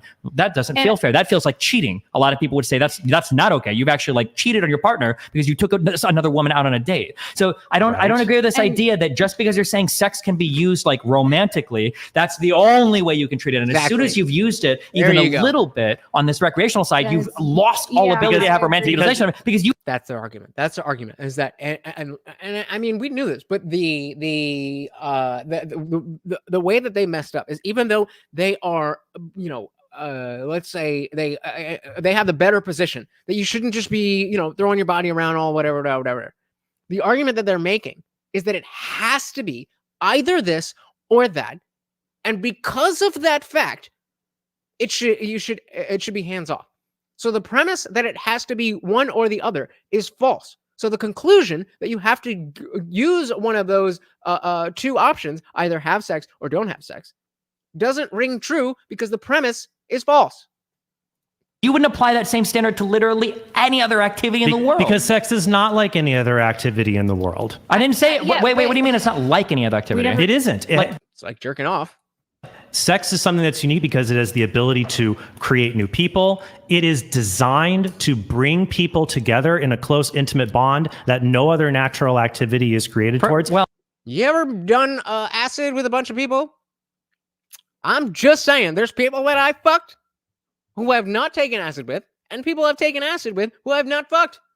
And guess which the most meaningful situations were. And because it has those propensities, we have moral norms around it. And that in order to have prostitution and pornography, you have to say, well, those moral norms are just what puritanical people come up with. Correct. You are the puritanical people, and you are allowed to abstain from behavior that you don't like. What you are not entitled to do is tell the rest of us that because you believe a thing, we must now behave in such a way. This is your brain on dogma. Thank you. It's not intrinsic to the activity itself. Sex can be utilized for other things. For instance, when you masturbate, you're not procreating, and masturbation is about as natural as it gets. Plenty of people learn to touch themselves at animals as well. Incredibly early ages. It's like a natural part of human development. But it is not natural, the state that we're in now, where people can masturbate Why does that matter? Why does that matter at all? It doesn't matter what you're masturbating to. Like I cannot fathom why it would matter. What is the difference between jerking off to your wife and jerking off to or let's say you're single. You're jerking off to Mary in the Bible. Oh my God, she's so virtuous. Oh! Is that more or less bad than jerking off to, you know, the 20-year-old girl that lives down the street? What the fuck are you talking about, bro? And Phil says, remind me not to do acid with you freak. See, you missed it. What you don't understand, is what that really will. It has nothing to do with sex. You're just missing out on a good time. As we said, no, prostitution is a societal control issue. Abuse, STDs, and unwanted kids. Okay. So do they think orgies and watching orgies originated in the sexual revolution in the 60s? Probably. Ancient Greek? What you mean? I mean, if you're doing it to kittens being smothered in a bag, that's probably not good. Again, I agree with you. But in terms of the sexuality aspect, is it a different act to masturbate to to kittens being smothered in a bag than some whore getting railed in the eyes of God? If it's wrong, it's wrong. Like, I'm just trying to understand the Christian mindset, because it despite the fact that all of you seem, not all of you, that so many of you seem to live by it, it doesn't fucking make any sense. Because the prominents only masturbate when they're in captivity, the optimal way of being healthy sexually. Which I don't think anybody does that. I mean, I would hope not. But the question stands. Nearly an unending supply. Wait. I would like to finish, please. Okay, it's not relevant to what I just said, but it absolutely is relevant, because we're talking about whether this is bad for society. No, we're not. We were talking about if it was natural. Whether what's natural. You're saying anything. that sex is made. Question. We're saying sex is natural. Then we're saying he specifically said masturbation is about as natural as it gets. And now he moved the goalpost. For procreation and blah, blah. First of all, ignore the fact that a designed process, well, we could fight over that, but that's going to get into religion. But I'm telling you that there are forms of natural sexual exploration, like masturbation, as you're growing up, that obviously don't produce children and aren't designed for that. I didn't say sex is for procreation. That's not my answer to the question what sex is for. But okay, then what is sex for? Because that's all that you've said is that and bringing people together. And so if it's not just for procreation, and it's for bringing people together, and it's for intimacy, if it's in those things, then you literally are not saying a thing. You're not saying a single thing. I'm getting back that even if someone didn't have a complete answer to what sex is for, they wouldn't say, oh, well, it's like dinner, it's like other activities where there's just a multiplicity of meanings. There's no correct meaning to it. People have a lot of different meanings to it. I think a lot of people would end up rejecting that. Rejected how? When casual sex is so prevalent, what do you mean a lot of people would reject that? A lot of people will reject that when you talk about what is it for, like, especially when you're in the context of a relationship. Well, yeah, in a context of a relationship, it changes, of course. And the biggest, the most. That's like saying, the way that I talk about my medical issues is very different in a hospital when I'm talking to the doctor. Yeah, because that's different than just telling strangers your medical information. The things that you do with somebody you're in a relationship with are going to be different than what you do with strangers. Say it before, I'll say it again. This is your brain on dogma. Telling thing here, in my opinion, is all the social data shows, the vast majority of it shows that these problems arise when there's when there's a moral issue with it, right? Because alcohol, like you said, there's a link. They have linked the amount you drink with the probability of it leading to problems. With porn, there is no link. There's no study that can link the amount you watch with having problems with it in your social life, and even not true. That's First, not true. There are studies done by Nicole Prouse, who is a pro-porn advocate, in 2013 that shows there's lesser reactivity in the brain to people who frequently use porn to be able to have attachment to spouses or significant others.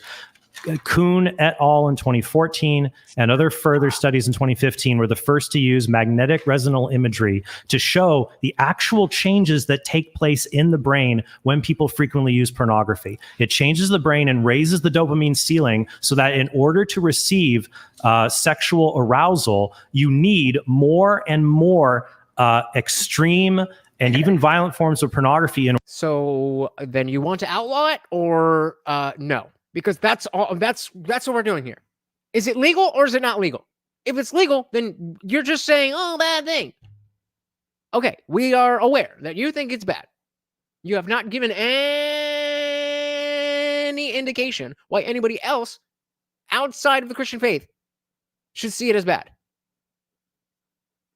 This is the problem with being stuck in dogma, is that you think that you can project your thoughts, your beliefs onto everybody else, and because it makes sense to you based on your beliefs, it's going to make sense to everybody else, even if they don't have the same beliefs.